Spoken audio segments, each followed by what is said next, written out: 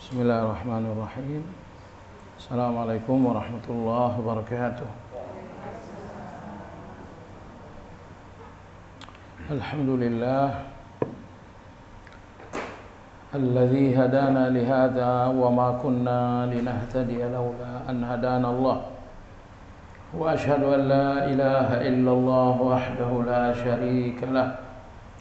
وأشهد أن محمدا عبده ورسوله لا نبي بعده اللهم صل وسلم على محمد وعلى آله وأصحابه ومن اهتدى بهديه إلى يوم الدين يا أيها الذين آمنوا اتقوا الله حق تقاته ولا تموتن إلا وأنتم مسلمون. Ibu-ibu jamaah sekalian rahimakumullah, biasanya kajian Senin kita tentang nama-nama Allah. Hanya saja hari ini berbeda. Ini bedanya, kajiannya adalah tentang tazkiyatun nufus dengan judul aib-aib diri.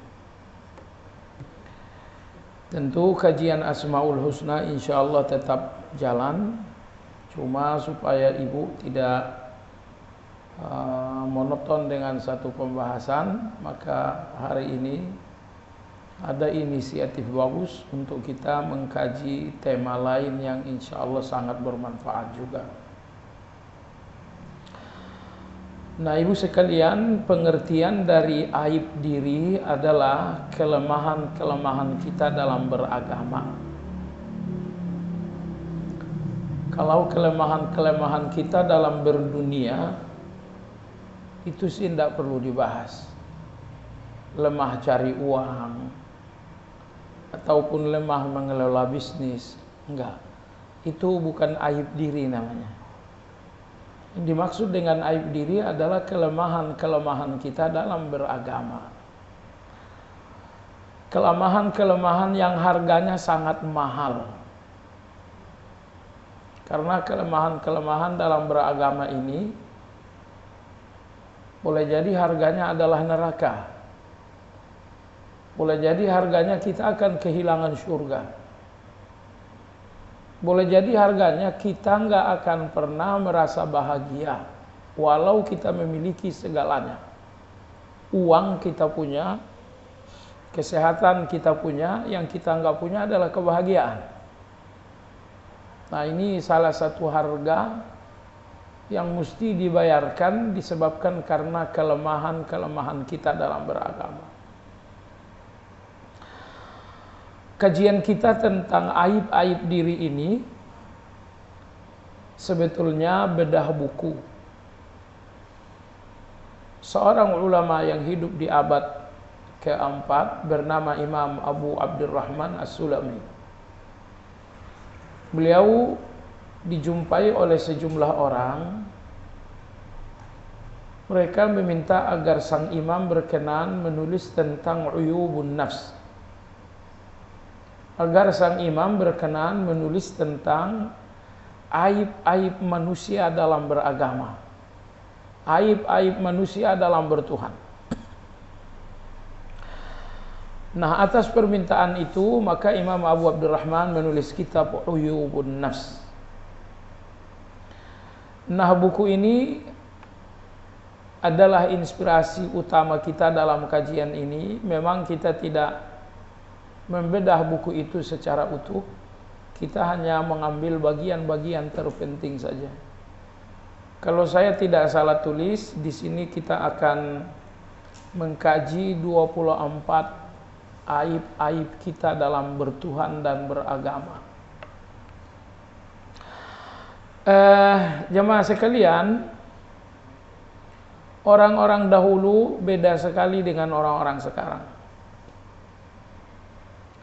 Orang-orang dahulu, katakanlah generasi para sahabat, mereka memahami, mereka menganggap nasihat aib diri ini sebagai hadiah. Misalkan Anda menjumpai saya dan mengatakan kelemahan kamu begini, kesalahan kamu begini. Nah, di zaman generasi terdahulu, orang-orang yang memberi saya kesalahan saya, orang-orang yang memberitahu saya kesalahan saya, ini adalah hadiah. Hadiah yang sejatinya memang diterima dengan kebahagiaan, dengan kegembiraan. Umar bin Khattab radhiyallahu anhu, beliau berdoa, rahimallahu man ahda ilayya uyubi. Semoga Allah limpahkan kasih sayang kepada siapapun yang menghadiahi aku berupa kesalahan-kesalahanku. Jadi Anda lihat dua catatan penting dalam ungkapan Umar tadi. Catatan pertama, beliau doakan agar rahmat melimpah. Kepada siapa?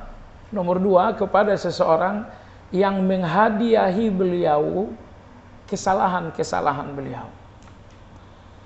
Karena jemaah sekalian, kesalahan-kesalahan kita ini kan ada. Dan orang yang melihat kesalahan ini ada dua macam. Ada orang yang bijaksana dan ada orang yang aji mumpung. Ada orang yang dangkal.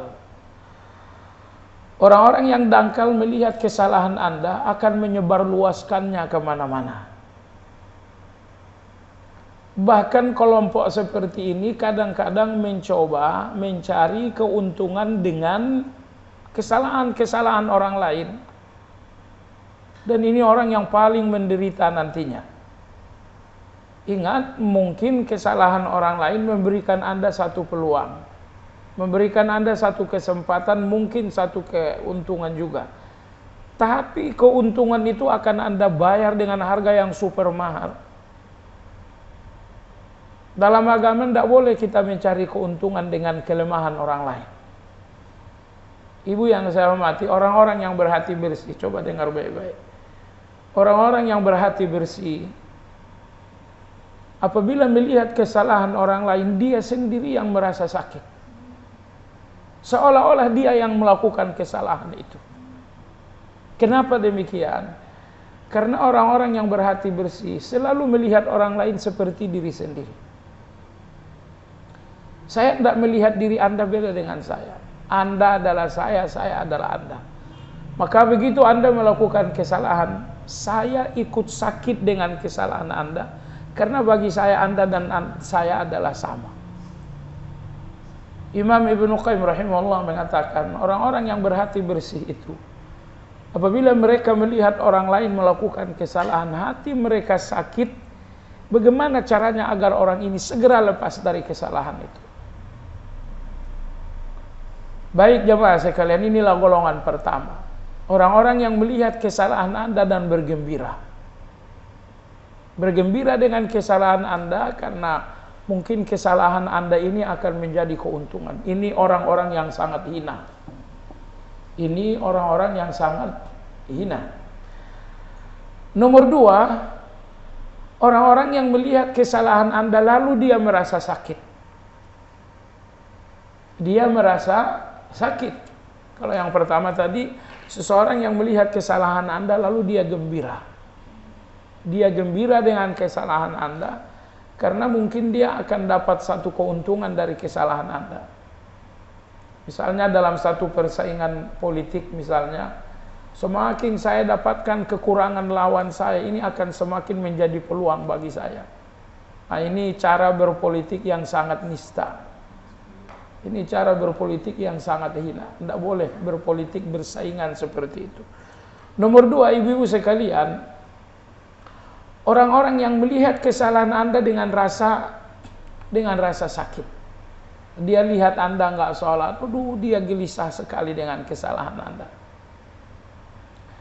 Saya lihat nomor dua ini betul-betul terjadi antara seorang ibu dengan darah dagingnya. Anda seorang ibu melihat anak Anda nggak sholat. Bukankah Anda sangat gelisah dengan kesalahan anak itu?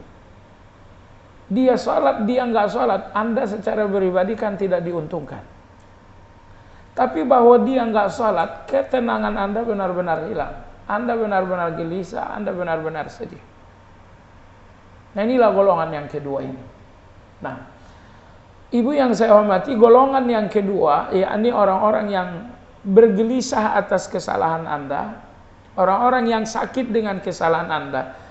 Orang yang kedua ini biasanya akan memberi kesalahan Anda kepada Anda. Mereka akan mengembalikan kesalahan Anda kepada Anda dengan cara yang rahasia,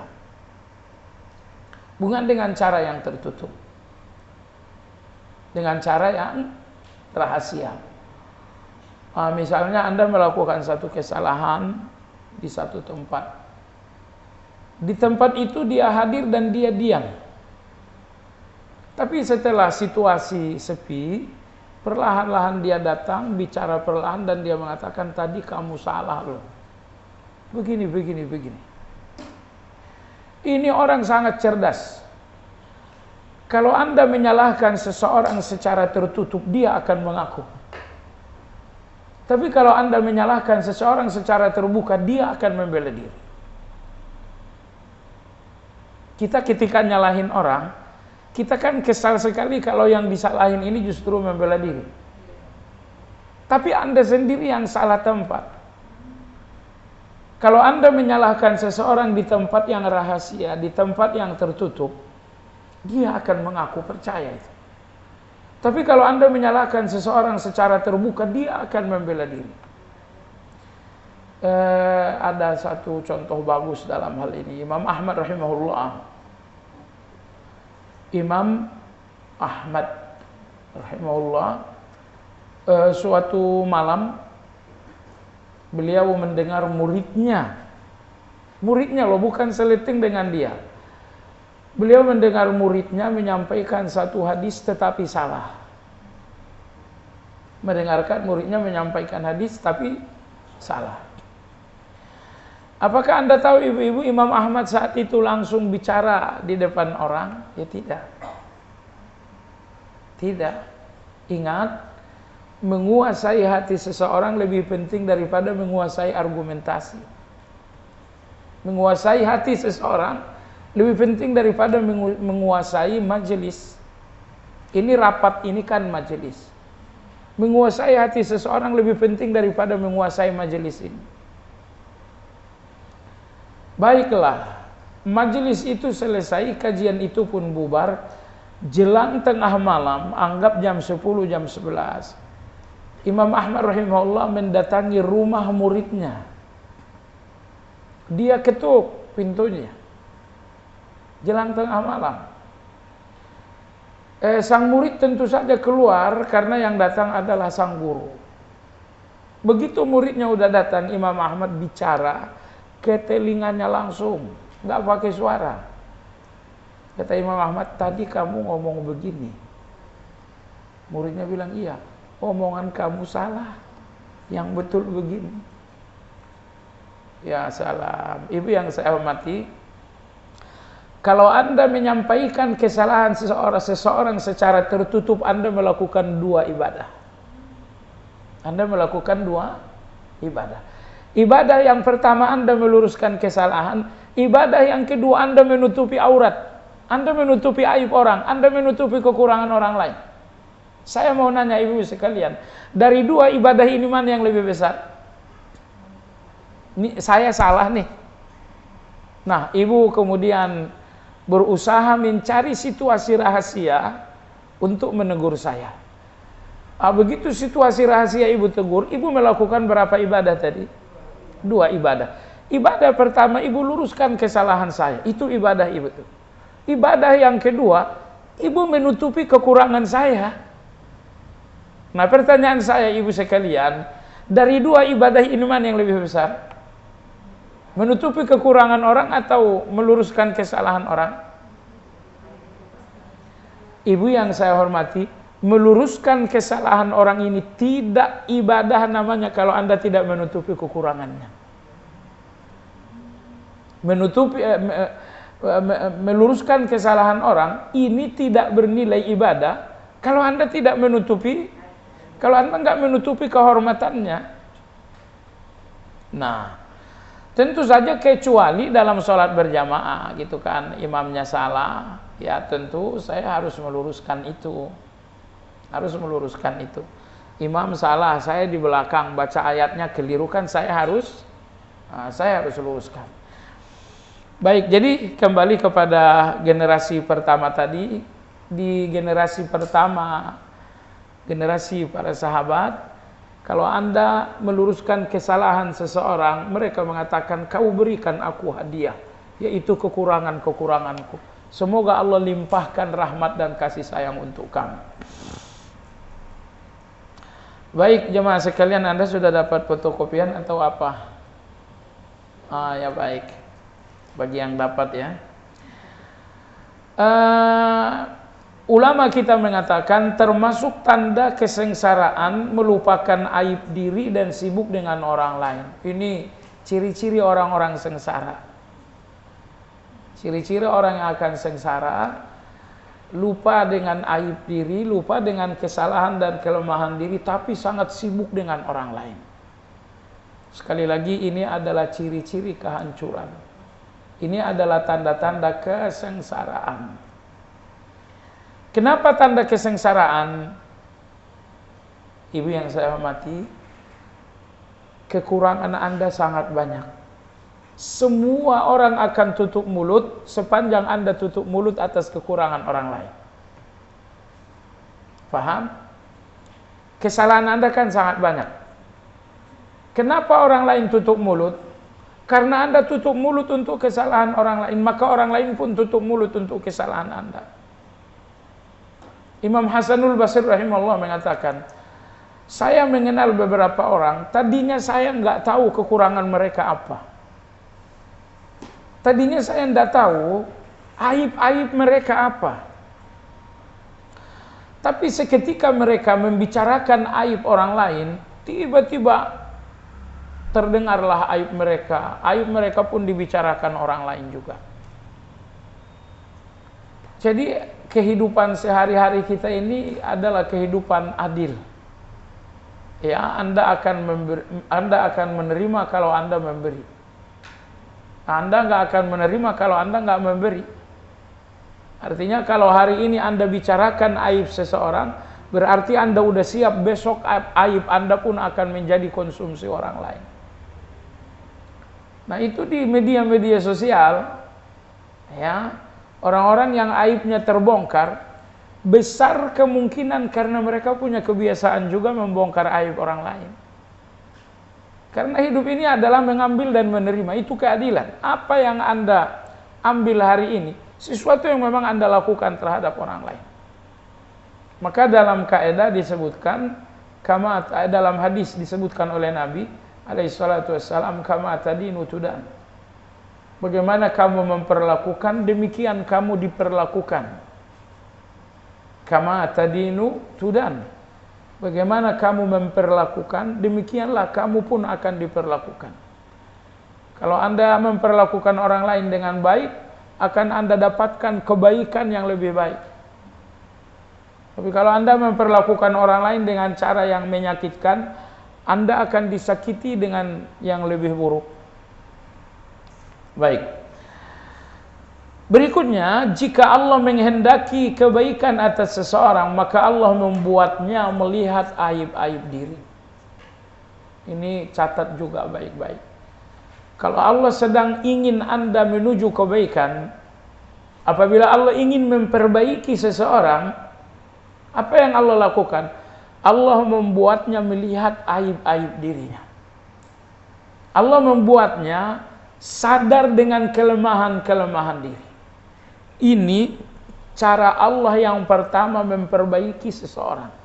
Membuatnya melihat dan menyadari segala kelemahan-kelemahan diri. Kenapa demikian? Ibu Anda nggak bisa memperbaiki diri kalau Anda tidak melihat kelemahan diri. Karena yang Anda perbaiki diri, yang Anda perbaiki dalam diri Anda adalah kelemahan-kelemahan Anda. Yang Anda perbaiki dalam diri Anda adalah aib-aib diri Anda itu. Nah, kalau Anda tidak melihat aib diri, Anda nggak melihat kelemahan diri, artinya Anda nggak akan memperbaiki diri. Misalnya begitu Anda melihat ternyata saya ini pendusta. Begitu Anda melihat kelemahan ini bahwa Anda pendusta, di titik itu Anda akan berjuang untuk jujur. Ternyata saya ini tukang gibah. Begitu Anda sadar, ngaku bahwa Anda tukang gibah, di titik itulah Anda akan berjuang memperbaiki cara berbicara. Maka apabila Allah akan memperbaiki seseorang, yang pertama kali Allah lakukan, membuat yang bersangkutan menyadari dan mengakui kelemahan diri. Menyadari dan mengakui dosa-dosa diri. Nah, baik jemaah sekalian. Cuman sekali lagi ibu butuh cermin yang sangat bening untuk bisa melihat aib diri. Cermin yang kotor tidak membuat Anda melihat aib diri Anda. Nah, dan cermin paling bening agar Anda melihat aib-aib diri Anda adalah tawadu, alias rendah hati. Orang-orang yang selalu besar hati atau takabur, cermin mereka buram. Sehingga mereka jangankan mengenal diri, mengenal Allah pun mereka tidak. Jadi orang-orang takabur itu tidak pernah mengenal diri. Kamu pendusta, oh enggak, saya itu cuman tuh. Orang takabur itu selalu membela, tentu saja dengan dusta ya. Nah, jadi modal Anda untuk bisa sadar dengan aib Anda, modal Anda untuk melihat aib diri Anda butuh satu cermin yang bening. Dan cermin bening itu adalah rendah hati. Yang artinya kalau cermin hati Anda ini kotor dengan takabur, kotor dengan egoisme, kotor dengan merasa hebat, merasa pintar, artinya ujub, cermin hati yang kotor dengan hal seperti ini membuat Anda nggak akan mengenal diri. Merasa pintar justru dengan kebodohan. Merasa saleh justru dengan banyak dosa. Merasa santun justru dengan sikap yang kasar. Merasa tanggung jawab justru dengan kezaliman. Itulah orang-orang yang cerminnya rusak, nggak mengenal diri sama sekali. Ibu yang saya hormati, mohon maaf, manusia paling bodoh di muka bumi adalah orang nggak mengenal diri. Itu manusia paling bodoh. Walau Anda tahu banyak hal, tapi Anda nggak tahu diri Anda, itu manusia paling bodoh. Makanya ibu yang saya hormati, tujuan kita di setiap kajian di sini dan dimanapun, ya, mempelajari diri kita ini. Keselamatan Anda tanggung jawab Anda. Di depan Allah Anda akan disidang hanya antara Anda dengan Allah Azza wa Jalla. Nggak akan ada suami tetangga yang akan mendampingi. Oleh sebab itu jemaah sekalian yang saya hormati, kenali diri Anda. Karena kalau Anda nggak mengenali diri, bagaimana Anda akan memperbaiki diri? Baiklah. Pembahasan berikutnya adalah 4 langkah mengenal diri. Bagaimana saya mengenal diri? 4 langkah. Yang pertama adalah melalui kajian jiwa, yaitu kajian tazkiyatun nufus. Jadi ibu, kajian-kajian tentang jiwa ini, atau yang dinamakan tazkiyatun nufus, ini kajian harus mendapatkan porsi yang sangat besar. Baik, kalau Anda mengkaji fikih itu terbatas kewajiban Anda. Contoh, wajibkah Anda belajar haji padahal Anda nggak wajib haji? Oh enggak, Anda nggak perlu belajar haji. Wajibkah Anda belajar salat? Oh wajib, karena memang Anda salat. Tapi sejauh mana? Sejauh kewajiban itu bisa Anda sempurnakan. Nah, tapi kalau ibu akan bertanya, kajian apakah? Kajian tanpa batas, jawabannya adalah kajian tentang jiwa. Kajian tentang jiwa ini kajian tanpa batas. Satu lagi adalah kajian tentang Allah atau Asmaul Husna. Itu pun kajian tanpa batas. Kajian tanpa batas. Nah, Imam Izz bin Abdussalam dalam kitab beliau Syajaratul Ma'arif, beliau mengatakan bahwa semua ilmu-ilmu fikih diambil sesuai kebutuhan. Tetapi ilmu tentang jiwa dan ilmu tentang Allah, dua ilmu itu diambil tanpa batas. Kenapa? Karena ilmu inilah ilmu yang paling luas hubungannya dengan diri kita. Baik. Jadi cara yang pertama untuk mengenali kekurangan diri, untuk mengenali aib diri adalah dengan kajian jiwa. Yang dalam hal ini adalah kajian tazkiyatun nafs atau tazkiyatun nufus. Antara kajian tazkiyatun nufus dengan Asmaul Husna itu tidak dipisahkan. Itu nggak bisa dipisah sama sekali. Maka kalau Anda bertanya kajian tazkiyatun nufus, Asmaul Husna masuk kategori tazkiyatun nufus 100%. 100% kajian Asmaul Husna adalah kajian tazkiyatun nufus. Baik, nomor 2, cara untuk mengenali aib diri yang kedua adalah melalui sahabat-sahabat yang bertakwa. Jamaah sekalian, sahabat-sahabat yang bertakwa, teman-teman yang bertakwa, mereka menampakkan diri Anda. Contoh, Anda bersahabat dengan seorang kawan yang luar biasa dalam bertilawah. Di situ saya akan kenal diri, ternyata saya ini orang yang malas tilawah. Saya berkawan dengan seorang yang sangat dermawan. Akhirnya saya sadar ternyata saya ini masih kikir. Saya berkawan dengan seseorang yang sangat pemaaf. Akhirnya pun saya mengenal diri bahwa saya ini orang yang masih pendendam. Ibu yang saya hormati, yang sejatinya dinamakan sahabat adalah seseorang yang memberikan Anda kebaikan. Yang sejatinya dinamakan sahabat adalah seseorang yang memberikan Anda kebaikan. Mereka membuka pintu kebaikan bagi Anda. Itulah sahabat yang sesungguhnya. Setelah bertemu dengan si fulan, saya makin sungguh bertilawah. Setelah bertemu si fulan, saya makin banyak puasa-puasa sunnah. Ini orang yang paling mahal bagi Anda. Seseorang yang hadir dalam hidup Anda untuk membuka pintu-pintu kebaikan bagi Anda. Inilah sahabat. Tapi la haula wala quwata illa billah. Ada juga orang-orang yang dah hadir dalam hidup kita untuk membuka pintu-pintu kejahatan.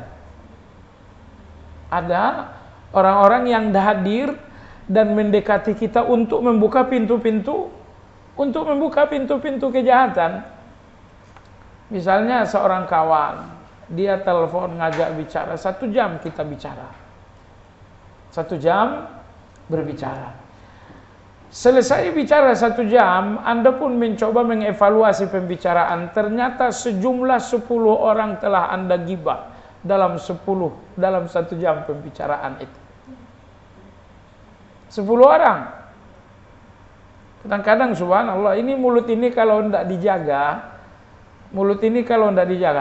beli sayur saja 1/4 jam, nggak kurang 7 orang bisa kita gibah. Apa yang ingin kita coba lihat, pelajari. Kawan yang nelpon tadi kawan kita, tapi dia seorang kawan yang membuka buat Anda pintu dosa. Allahu Akbar, ibu sekalian yang saya hormati. Kasihani semua orang. Kasihani kawan-kawan Anda. Jangan sampai Anda pintu neraka bagi mereka. Tetapi berusahalah agar Anda pintu surga bagi semua orang. Ketemu dengan kawan, ayo kita ngaji. Ketemu dengan kawan, gimana cara kamu tilawah Al-Quran? Ajak bicara yang baik. Baik, jadi oleh sebab itu, sebagian orang adalah pintu-pintu kebaikan bagi Anda, mereka adalah sahabat. Tapi sebagian orang adalah pintu-pintu keburukan bagi Anda, mereka adalah musuh. Orang-orang yang menjadi pintu-pintu keburukan ini mungkin ngajak Anda, selalu neraktir Anda kemana gitu kan, selalu ngasih Anda hadiah apa gitu. Iya betul, dia neraktir, dia sering ngasih hadiah, cuman masalahnya terlalu banyak pintu-pintu keburukan yang terbuka bersama dia. Nah, jadi saya ingin ini evaluasi kita masing-masing ibu-ibu ya. Anda mau ketemu dengan seseorang, oke. Berapa lama? 1 jam. 1 jam dengan dia ini jangan sampai ada pintu-pintu neraka yang terbuka. Awasi. Saya sangat yakin ibu sekalian, kalau Anda bicara dengan kawan Anda, kalau itu hanya 10 menit, 1/4 jam, bicara Anda bersih. Gak ada kejahatannya sama sekali. Tapi begitu pembicaraan ini 1/2 jam, apalagi sejam, apalagi sampai zuhur, semakin lama Anda berbicara, semakin banyak dosa-dosa yang datang. Maka kalau berbicara, hindari juga lah kafe. Kalau bicara di kafe, tidak mungkin 5 menit urusannya. Ketemu di mana? Kita ketemu di kafe. Nanti kita ketemu dari jam 8 ya, jam 20. Ya, sampai jam 23. Ya Allah, selama itu mau bicara apa? Nah, baik jamaah sekalian. Jadi situasi kafe yang saya maksudkan ini adalah situasi yang membuat kita bicara banyak.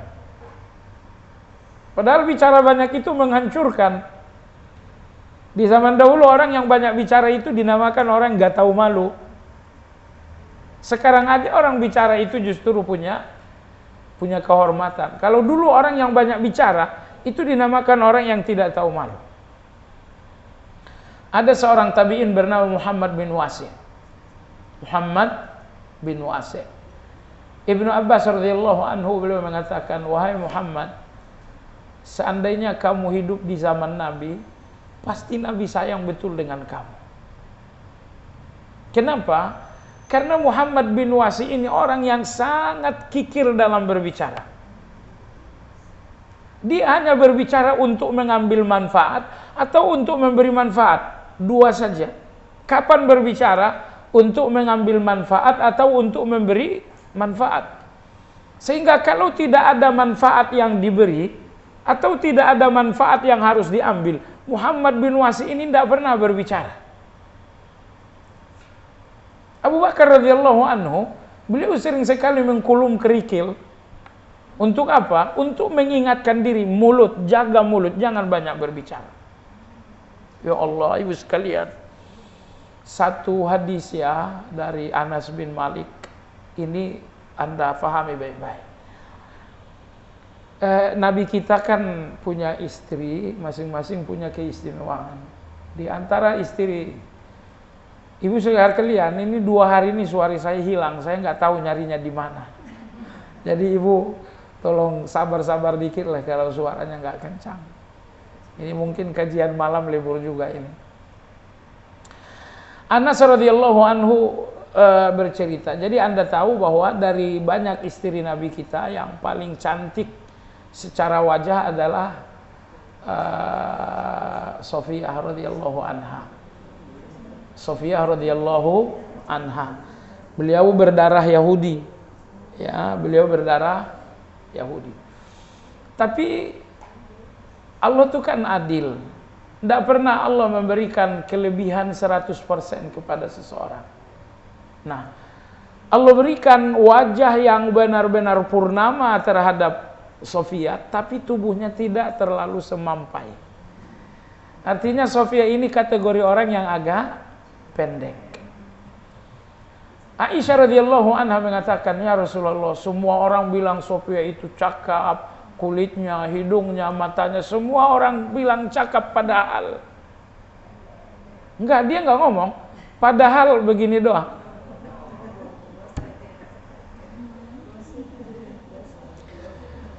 Ngomong pendek dia enggak berani, dia cuma padahal mungkin dia enggak bicara sepatah kata kan, dia cuma memberikan isyarat. Kata Nabi SAW, wahai Aisyah, seandainya yang kau lakukan ini menjadi virus, itu sudah cukup mencemari lautan sedunia. La haula wala quwwata illa billah. Lautan sedunia, Anda tahu berapa miliar, berapa triliun kilometer itu? Lautan ini akan tercemar, membawa kematian kepada penghuni bumi. Seandainya ucapanmu ini virus, dimasukkan ke dalam lautan sedunia akan tercemar. Dia tidak bicara sekata ya, dia hanya memberikan isyarat begini. Dan ibu jangan berpikir ya, untuk nyakitin orang lain Anda harus bicara. Kadang-kadang diamnya Anda itu lebih nyakitin orang lain. Ada seorang kawan gitu ya, tadinya sih kita ramah gitu, tiba-tiba diamlah Anda 100%. Kawan Anda bicara, gimana kabar? Anda diam. Gimana anak-anak? Anda nggak diam. Anda nggak bicara, tapi percayalah kawan Anda ini sakitnya luar biasa. Jadi Anda jangan berpikir untuk nyakitin orang lain Anda harus bicara, enggak. Diamnya kita pun sering menyakiti orang lain. Nomor 2, cara Aisyah tadi memberi isyarat, ini pun kadang-kadang sangat menyakiti orang lain. Mohon maaf ya, mohon maaf. Seorang bicara misalnya, lalu Anda bilang begini, bayangin tuh sakitnya kayak apa itu. Anda nggak bicara, tapi Anda berikan satu isyarat yang lebih tajam daripada samurai Jepang. Itu hatinya terpotong-potong dengan isyarat seperti ini. Baik jemaah sekalian. Jadi cara kedua untuk mengenali kekurangan diri, untuk mengenali aib diri adalah dengan melalui sahabat-sahabat. Nah, terkait sahabat ini ada sabda Nabi kita SAW, al-mar'u ala dini khalilihi. Terjemahan bebasnya, kamu sesuai dengan sahabatmu. Lihatlah, kalau sahabatmu ini orang-orang baik, menunjukkan kamu memang orang baik. Tapi kalau kawan-kawanmu ini adalah tukang-tukang gibah semuanya, ya berarti kamu juga tukang gibah. Jadi kalau berat bagi Anda, kalau Anda susah mengenali diri, kenali teman-teman akrab, teman-teman dekat. Teman akrab dengan dekat Anda, mereka adalah pantulan dari diri Anda yang sesungguhnya. Baik. Cara yang ketiga untuk mengenali kelemahan diri adalah melalui lisan musuh. Melalui lisan musuh Anda. Jadi ada orang-orang yang benci Anda, ada orang-orang yang memusuhi Anda. Ibu, tidak mungkin semua orang teman Anda. Ya, pasti banyak orang musuh Anda. Itu dalam kitab Hilyatul Aulia, ditulis oleh Imam Abu Nuaim. Beliau sebutkan Israiliyat Nabi Musa. Nabi Musa dalam munajatnya kepada Allah, beliau mengatakan, ya Allah, lindungilah aku dari bicara buruk orang lain. Jangan sampai saya dibicarakan orang untuk tujuan buruk. Lindungi saya dari lisan manusia. Anda tahu jawaban Allah apa? Ya Musa, zalika amrun la aj'aluhu li nafsi. Permintaanmu itu bahkan tidak ada pada diriku, kata Allah. Permintaanmu agar kamu tidak dibicarakan orang dengan keburukan, justru aku tidak memberikannya kepada diriku sendiri, kata Allah. Dengan kata lain, Allah saja tidak selamat dari lisan manusia. Allah yang maha baik, dari sejak lahir sampai sekarang kebaikannya luar biasa. Allah yang sangat maha baik ini saja tidak selamat dari ucapan buruk manusia. Jadi Anda tahu betapa kejamnya manusia ini. Nah, jadi maksudnya, kalau Anda berpikir saya tidak mau dikata-katain orang gitu kan, kalau Anda ingin seperti itu, ya Anda, kata ulama kita, mohon maaf, ini orang gila yang seperti ini. Saya tidak mau dikatain orang, berarti Anda gila. Kenapa? Tidak ada orang yang nggak dikatain. Siapa Anda? Rasulullah SAW, Nabi kita dikatakan kazab, pendusta. Nabi kita dikatakan sahir, dukun. Nabi kita dikatakan syair, cuman tukang syair saja. Apa antum Muhammad? Jago bicara, jago retorika karena penyair. Jadi Nabi kita dituduh bermacam-macam. Ya, dituduh penyair, dituduh tukang sihir, dituduh pendusta, dan selanjutnya. Jadi kalau sosok Nabi yang sangat sempurna saja tidak selamat dari ucapan buruk orang lain, lantas di mana tempat Anda akan selamat? Jadi tidak ada orang. Jadi kata ulama kita, kalau mau selamat dari ucapan buruk, jadilah orang gila. Mohon maaf ya, ini betul. Kalau Anda mau selamat dari ucapan buruk manusia, jadilah orang gila. Orang gila itu nggak pernah mendapatkan ucapan buruk dari manusia. Nah, tapi kalau sepanjang Anda waras, Anda sehat, ucapan buruk manusia ini akan tumpah kepada Anda. Cuman la haula wala quwwata illa billah. Imam Syafi'i rahimahullah, beliau dicela oleh seseorang. Beliau dicela oleh seseorang. Tiba-tiba ada yang melaporkan, wahai Imam, si fulan mencela Anda begini-begini, bagaimana seharusnya? Imam Syafi'i mengatakan, dia mencela saya di belakang. Iya, oh betapa hebatnya saya. Dia nggak berani mencela saya di depan saya. Jadi ibu yang saya mati, kalau orang mencela Anda di belakang Anda, menunjukkan betapa Anda itu luar biasa. Anda nggak boleh merasa terhina dengan celaan orang di belakang. Kenapa? Mereka mencela di belakang, artinya mereka tidak berani di depan Anda. Kenapa tidak berani? Betapa Anda hebatnya. Jangan-jangan mereka sadar celaan-celaan mereka ini dusta, makanya mereka nggak berani menyampaikannya terbuka di depan Anda. Baik jamaah sekalian yang saya hormati, di dunia kita, dunia ustadz ini pun penuh yang seperti itu. Cela mencela, jatuh menjatuhkan, itu sangat banyak. Sangat banyak sekali. Gitu kan. Saya pernah diundang dari Jakarta untuk ceramah di luar daerah. Saya udah belikan tiket pesawat. Keberangkatan besok pagi. Malam harinya ditelepon, Ustaz, kajian gagal begini. Saya udah beli tiket, gagal semuanya. Ada apa ini? Ini cela mencela, jatuh menjatuhkan. Ibu yang saya hormati, dengki di kalangan para ustadz, para ulama lebih dahsyat daripada dengki yang terjadi di kalangan penguasa, orang-orang kaya. Ibu, nggak ada dengki itu kecuali di pusaran dunia. Jadi di mana ada pusaran dunia, di situ dengki. Kekuasaan itu dunia, harta, bisnis itu dunia. Maka kekuasaan dan materi di sini banyak sekali dengki. Dunia ustadz, subhanallah, dunia ustadz ini adalah dunia popularitas. Ustadz ini adalah soal kekuatan juga. Ustadz ini adalah soal materi juga. Maka dunia ustadz ini adalah dunia yang penuh dengan kedengkian, penuh dengan celaan-celaan. Yang mencela kita bukan orang awam, sesama ustadz juga. Tetapi jamaah sekalian, mari kita berkomitmen. Dalam hidup ini lebih baik jadi korban daripada tersangka. Dalam hidup ini lebih baik menjadi korban daripada tersangka. Biar orang lain ngatain kita, biarin aja. Ayat 25 surat Ali Imran, pegangan yang paling kokoh. Allah berfirman, tu'izzu man tasha wa tudhillu man tasha. Ya Allah, Engkau yang memuliakan orang yang Engkau kehendaki, Engkau pula yang menghinakan orang yang Engkau kehendaki. Jadi mulianya saya bukan karena pujian orang, hinanya saya bukan karena celaan orang. Allah udah bilang, mulia dan hinanya kalian aku yang nentuin. Jadi Anda tidur nyenyak sajalah, Fulan ngomong apa, si Fulan ngomong apa.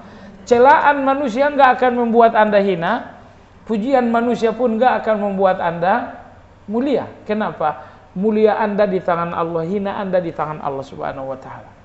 Tu'izzu man tasha wa tuzillu man tasha. Ayat 25. Ayat 25. Qulillahumma malikal mulki tu'til mulka man tasha. Hah? Ali Imran. Hah? Masa? Ayat 26. Ayat 26-nya apa? Qulillahumma. Atau mungkin 24 kali. Ayat 26. Wahai Allah gitu ya, katakanlah. Oh ya sudah 26.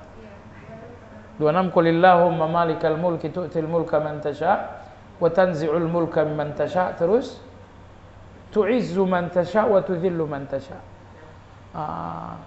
Ini kalau dilanjutkan 26 27 itu ada kurang lebih 15 kekuasaan Allah.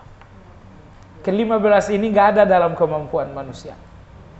Ya, salah satunya nomor 3, nomor 4 adalah tu'izzu man tasha wa tudhillu man tasha. Itu kekuasaan Allah. Tidak ada manusia yang menentukan fulan mulia, fulan hina, nggak bisa.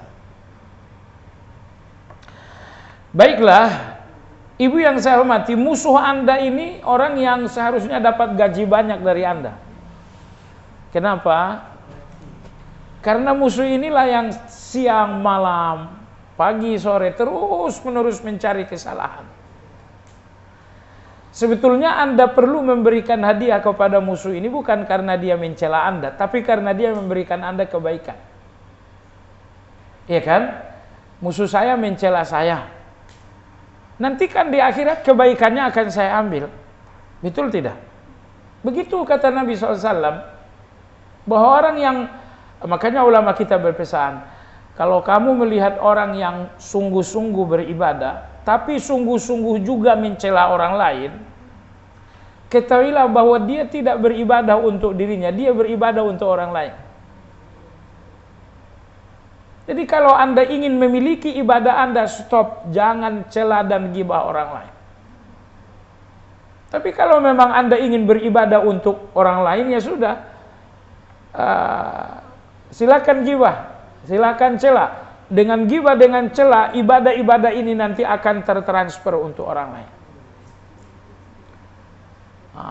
Oleh sebab itu Imam Ibnu Qayyim rahimahullah mengatakan, orang yang mencelamu seharusnya kau berikan hadiah. Kenapa? Kalau dia bertanya hadiah apa ini, katakan bahwa kamu telah memberikan saya kebaikanmu dan ini adalah balasannya. Baik jamaah sekalian yang saya hormati. Yang terakhir, bagaimana cara kita mengenali aib diri, mengenali kekurangan-kekurangan diri. Yang terakhir adalah dengan melalui keadaan manusia. Ibu yang saya hormati, semua orang yang Anda lihat, Anda dengar, jadikan semuanya buku pelajaran. Semuanya jadikan buku pelajaran. Anda lihat si fulan, apa yang bisa saya pelajari? Anda lihat si fulan, apa yang bisa saya pelajari? Manusia di depan Anda ini cuma dua macam. Ada orang-orang yang menjadi pelajaran tentang keburukan. Dan ada orang-orang yang menjadi pelajaran tentang kebaikan. Ketika Anda membaca Nabi Yunus, Nabi Yusuf, oh ini pelajaran tentang kebaikan. Tapi kalau Anda melihat cerita Fir'aun, cerita Abu Lahab, ini pelajaran tentang keburukan bagi Anda. Untuk pintar dalam beragama Anda butuh dua pelajaran ini. Ibu, Anda nggak pintar hanya karena Anda paham kebaikan. Sampai Anda memahami keburukan juga. Dan Anda pun akan sulit jadi baik kalau Anda hanya memahami keburukan. Jadi, pintar dalam agama membutuhkan dua hal. Kenali kebaikan sedalam-dalamnya agar Anda menjadi bagian dari kebaikan itu. Kenali keburukan sedetil-detilnya Anda bisa menghindar. Agar Anda bisa menghindar. Karena ibu, kadang-kadang kita menghindari keburukan tapi dengan cara yang dangkal. Sehingga kita nggak sepenuhnya terhindar. Contoh, kita pelajari nggak boleh takabur, sombong. Iya, tapi kan dangkal sekali tuh.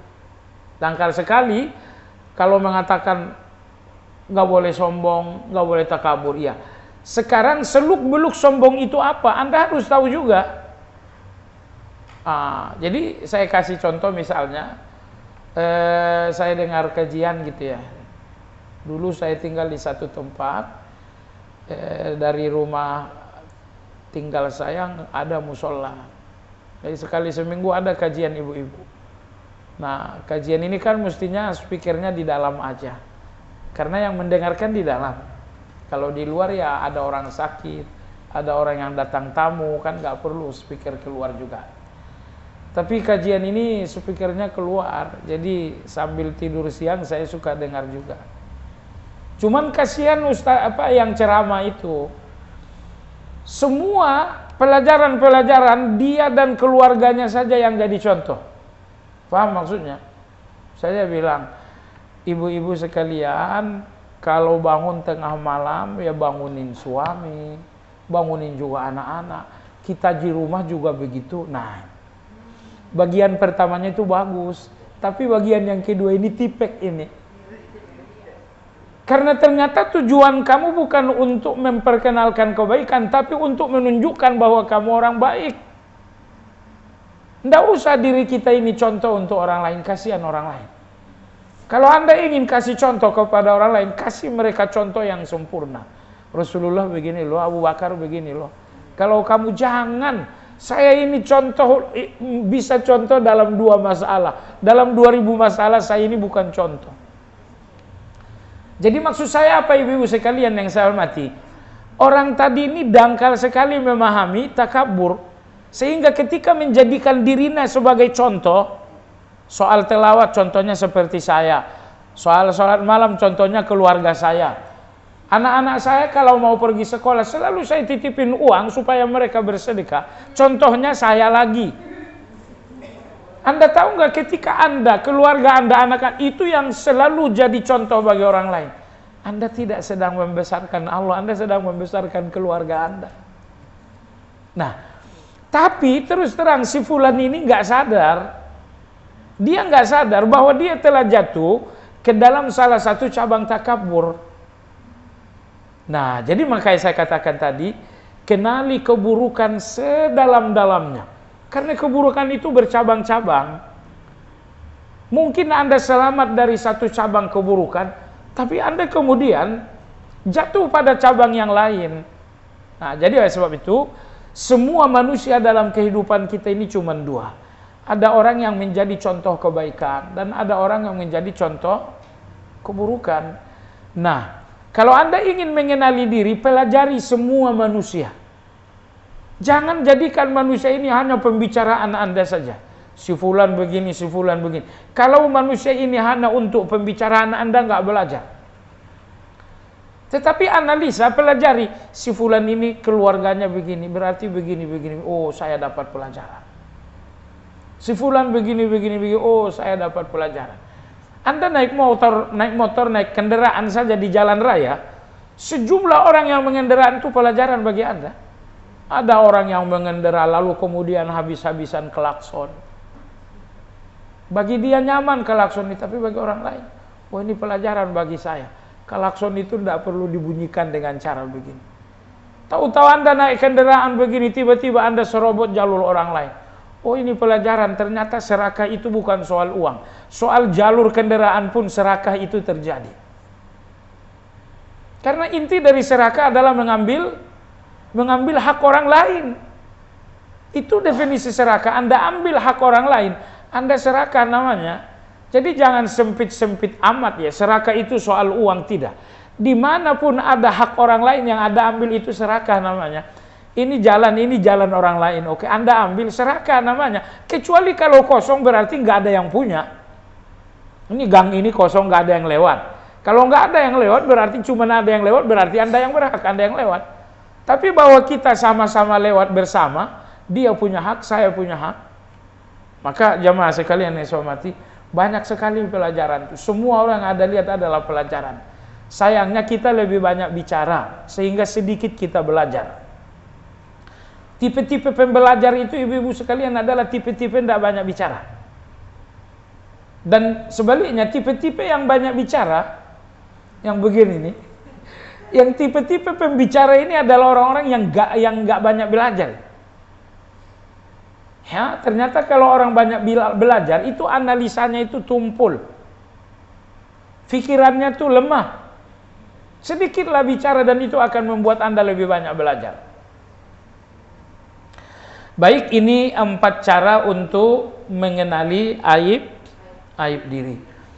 Nah, berikut ini jamaah sekalian, kalau saya nggak salah tulis, ada sekitar 24 aib diri. Mari kita ingat ibu, tujuan kita jangan membela diri. Kalau membela diri nggak ada gunanya.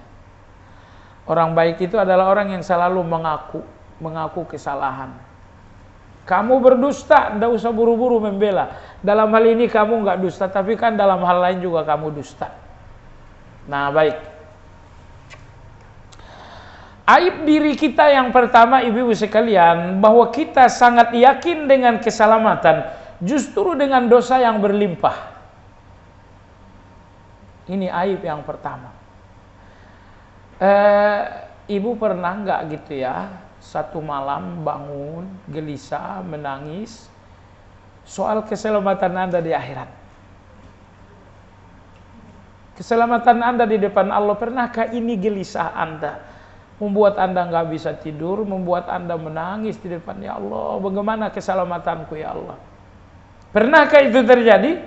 Kalau tidak pernah terjadi, menunjukkan betapa Anda sangat yakin selamat. Betapa Anda sangat yakin selamat. Nah, tapi disinilah aib diri Anda itu. Anda yakin selamat, padahal Anda mengaku dosa berlimpah. Dosa Anda ada nggak? Banyak dosa saya. Kalau dosa banyak, di mana kamu lihat tempat keselamatan itu? Sekali lagi saya katakan, di mana keselamatan Anda kalau dosa itu banyak? Selamat itu hanya untuk orang-orang yang nggak berdosa, atau untuk orang-orang yang dosanya diampuni oleh Allah Azza wa Jalla. Kenyataannya dosa Anda banyak, ampunan Allah untuk Anda nggak pasti.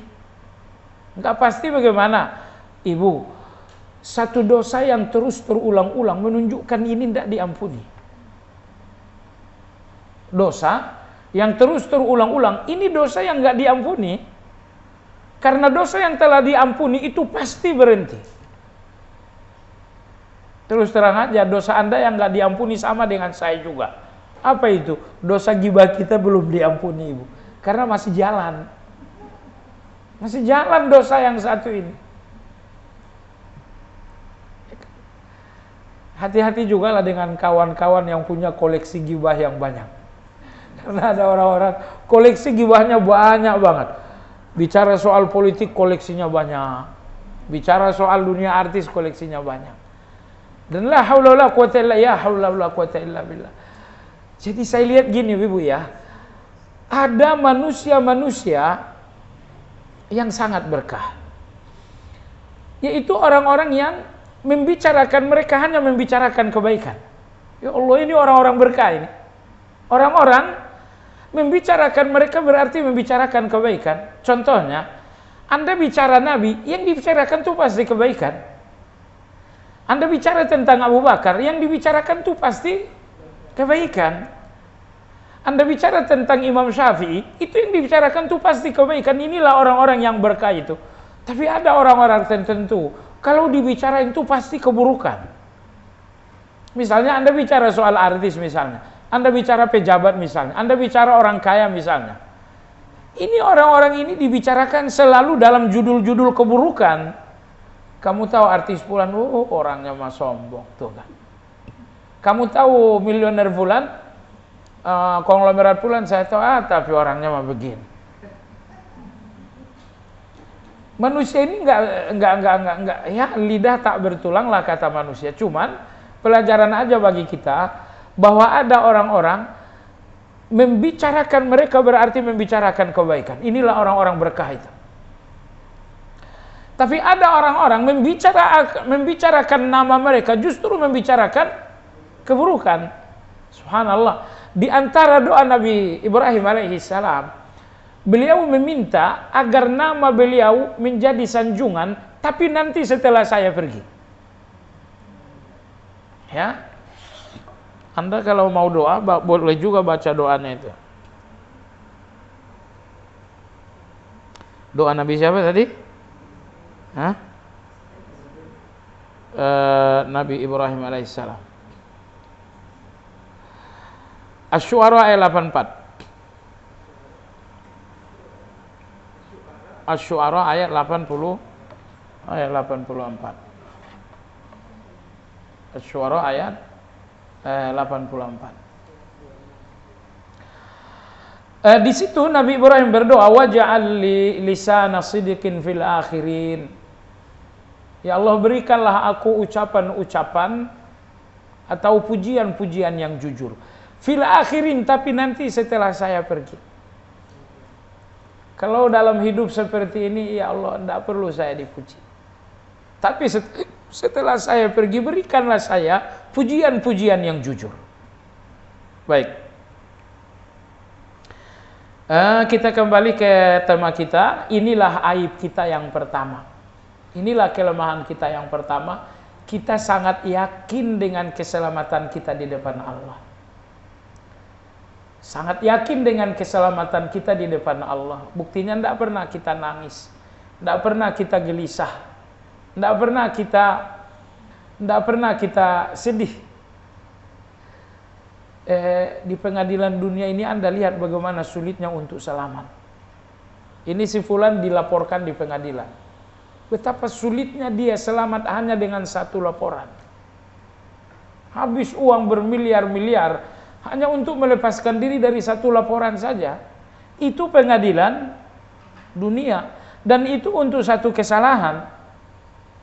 Di pengadilan Allah dengan total kesalahan Anda yang jumlahnya ribuan, bagaimana Anda akan selamat? Nah, maka aib nomor satu, kekurangan nomor satu, kita sangat yakin dengan keselamatan kita. Padahal kita mengaku dengan dosa kita yang banyak. Nah, orang yang sangat yakin selamat, yang pertama ibu sekalian, Anda tidak akan melihatnya meneteskan air mata taubat.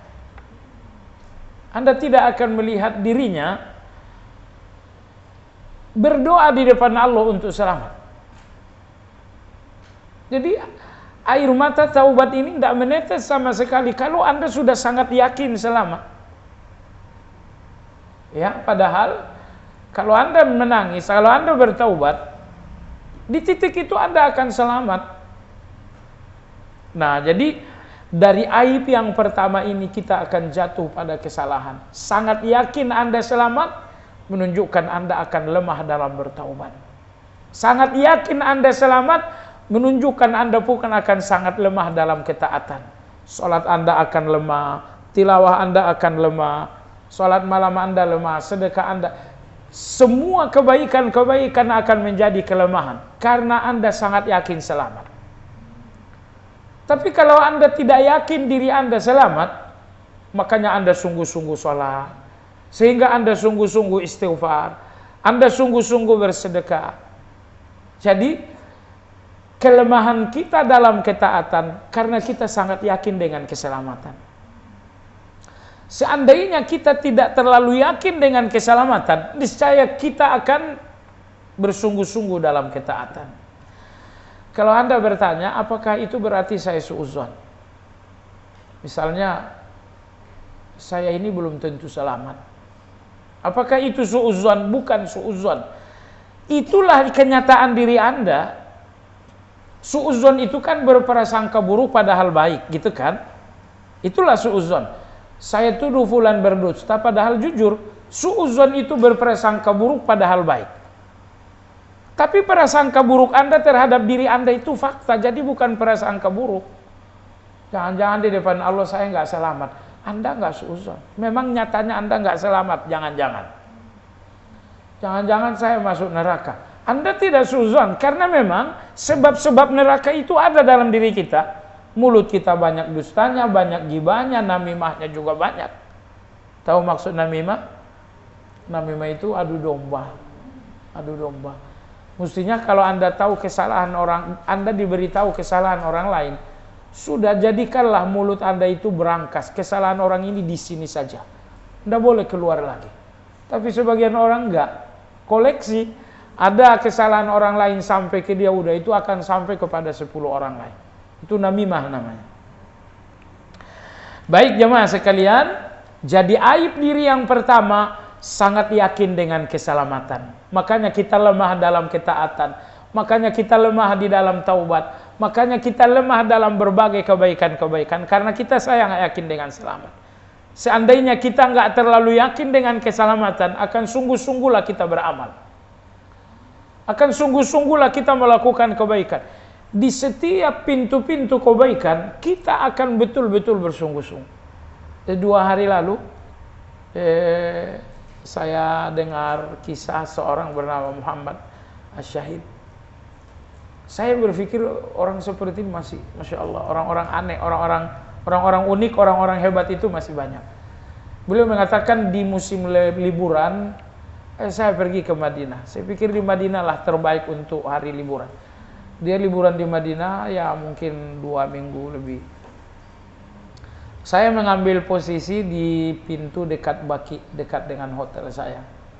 Tapi kata beliau, setiap hari dari jam 9 selalu ada bapak-bapak datang. Masuk masjid, sholat lalu ngaji terus menerus sampai zuhur. Nanti zuhur dia nggak pulang, ngaji lagi sampai asar, habis asar baru pulang. Ini saya pelajari setiap hari. Akhirnya saya tanya, Bapak setiap hari begini? Iya, setiap hari. Bapak hatam Quran? Iya, saya hatam Quran per 3 hari. Per 3 hari Bapak hatam Quran? Iya. Udah berapa lama Pak? Ini memasuki tahun yang ke-45.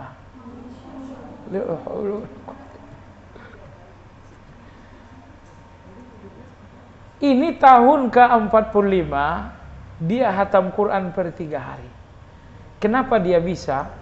Dia tahu bahwa hidup ini memang untuk ibadah, maka dia bisa.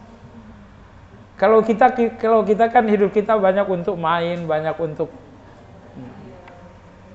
Dia udah tahu bahwa hidup ini harus saya wakafkan untuk Allah.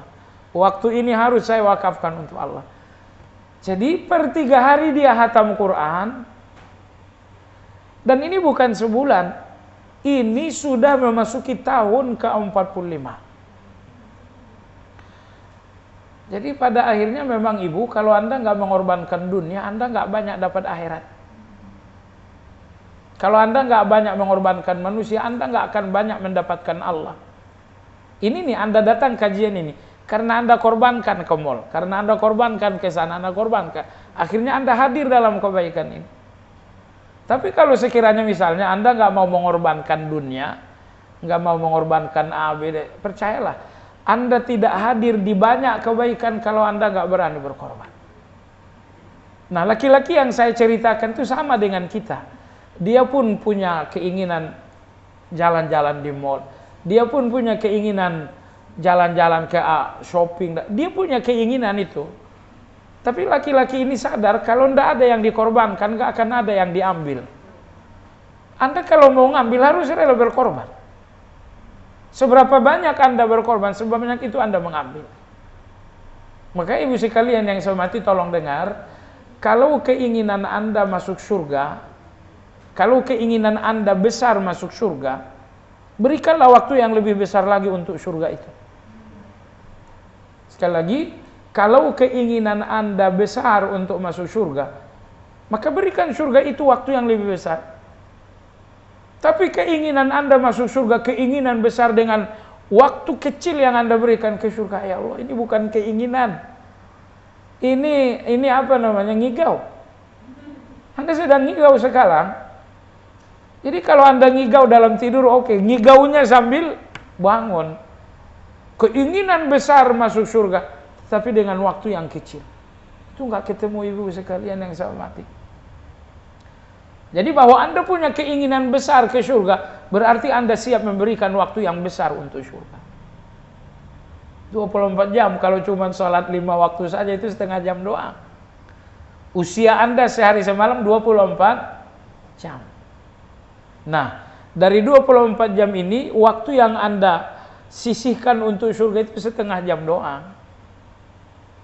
Kalau cuma sholat 5 waktu. Jadi terus terang, mohon maaf gitu, melihat alokasi waktu yang sangat sedikit ini untuk ke surga, ya kita ini orang yang berangan-angan saja sebetulnya. Kita orang yang sedang menipu diri aja.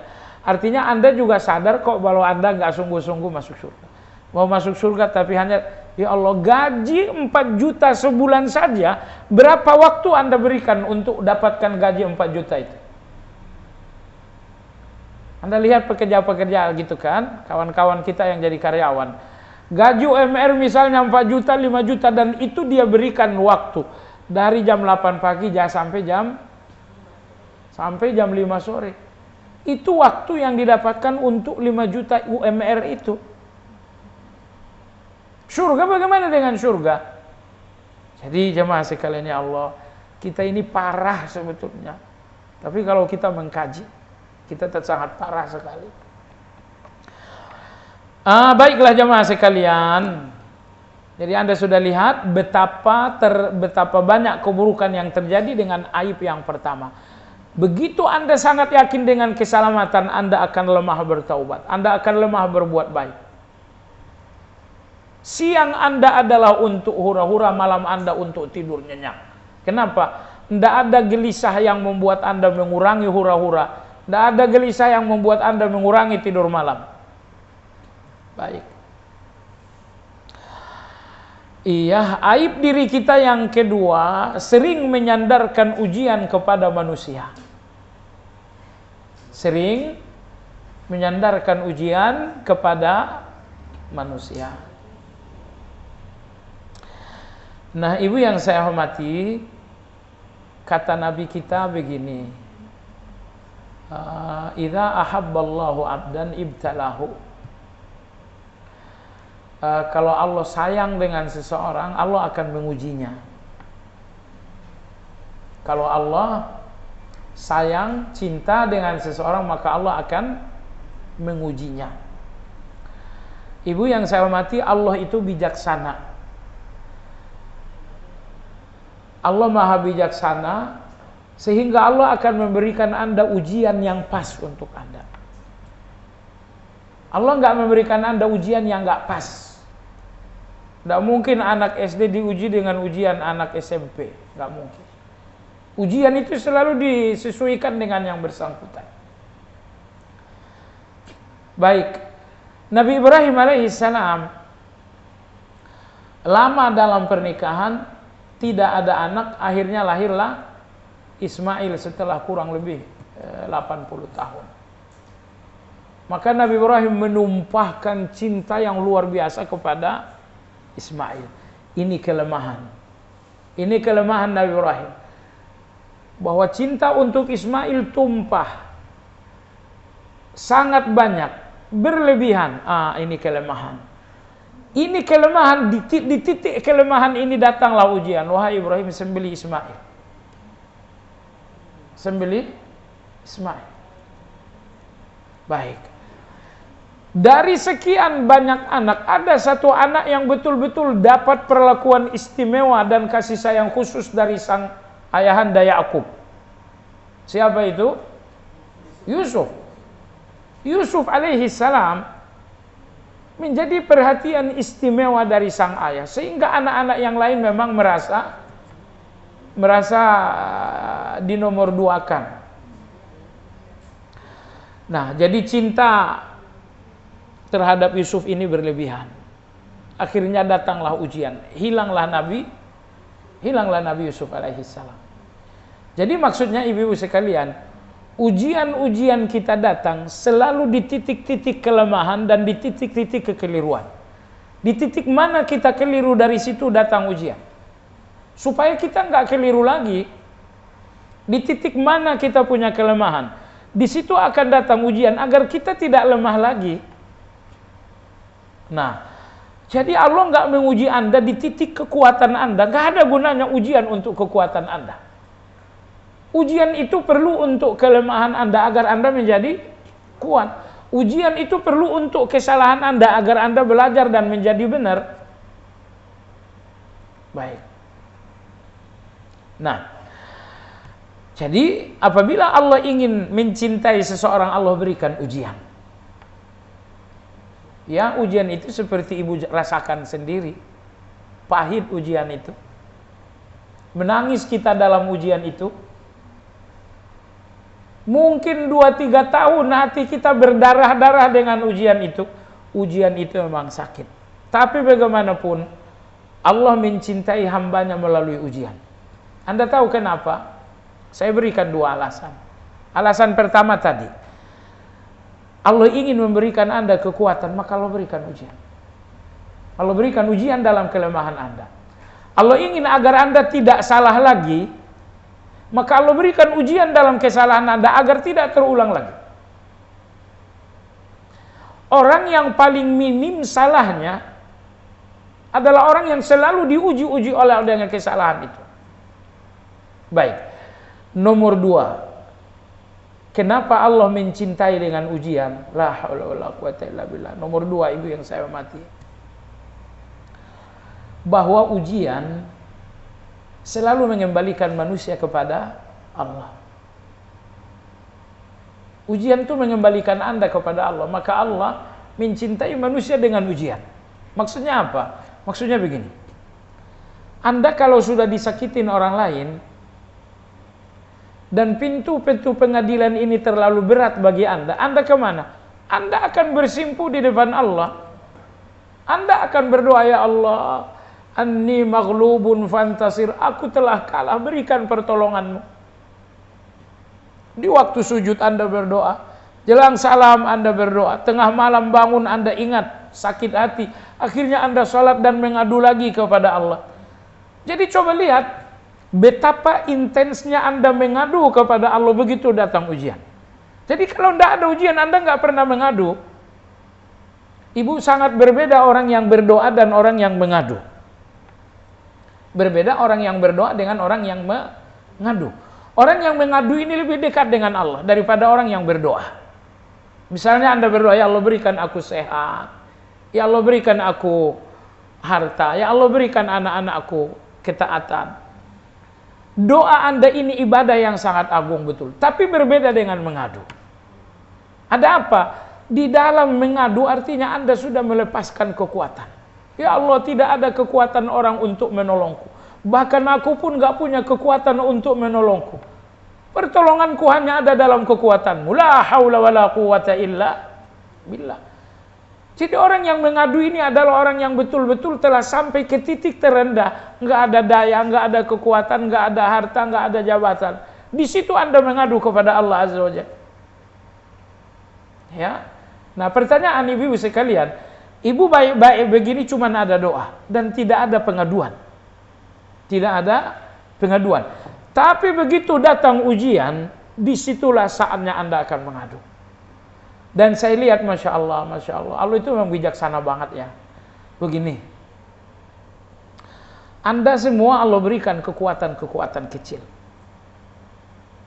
Tapi percayalah, kekuatan-kekuatan kecil Anda pada saatnya akan patah agar Anda tahu bahwa kekuatan sesungguhnya adalah Allah Azza wa Jalla. Maksudnya begini, saat ini kan uang Anda kekuatan, kesehatan Anda adalah kekuatan. Tapi ini semuanya kekuatan kecil.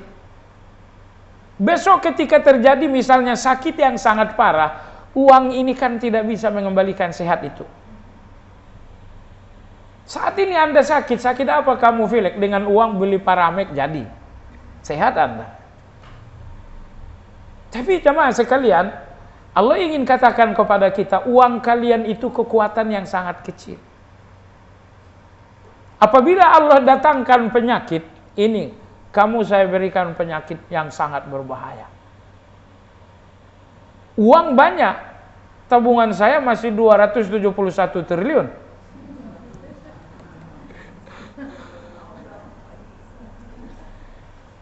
Nggak ada soal dengan uang ini saya pergi ke rumah sakit termewah Indonesia, nggak ada yang bisa bantu. Dengan uang yang banyak ini saya pergi ke rumah sakit terbaik Singapura, rumah sakit terbaik Amerika, semua dokter sedunia mengatakan tidak ada obat. Apa yang Anda sedang lihat? Ternyata uang 270 triliun ini hanya kekuatan kecil. Datang ujian Allah, kekuatan kecil ini langsung patah dalam ujian itu, nggak ada gunanya. Nggak ada gunanya. Dan cobalah Anda pelajari ibu sekalian, apabila datang ujian Allah, tidak ada kekuatan Anda yang bisa melepaskan Anda dari ujian. Nggak ada.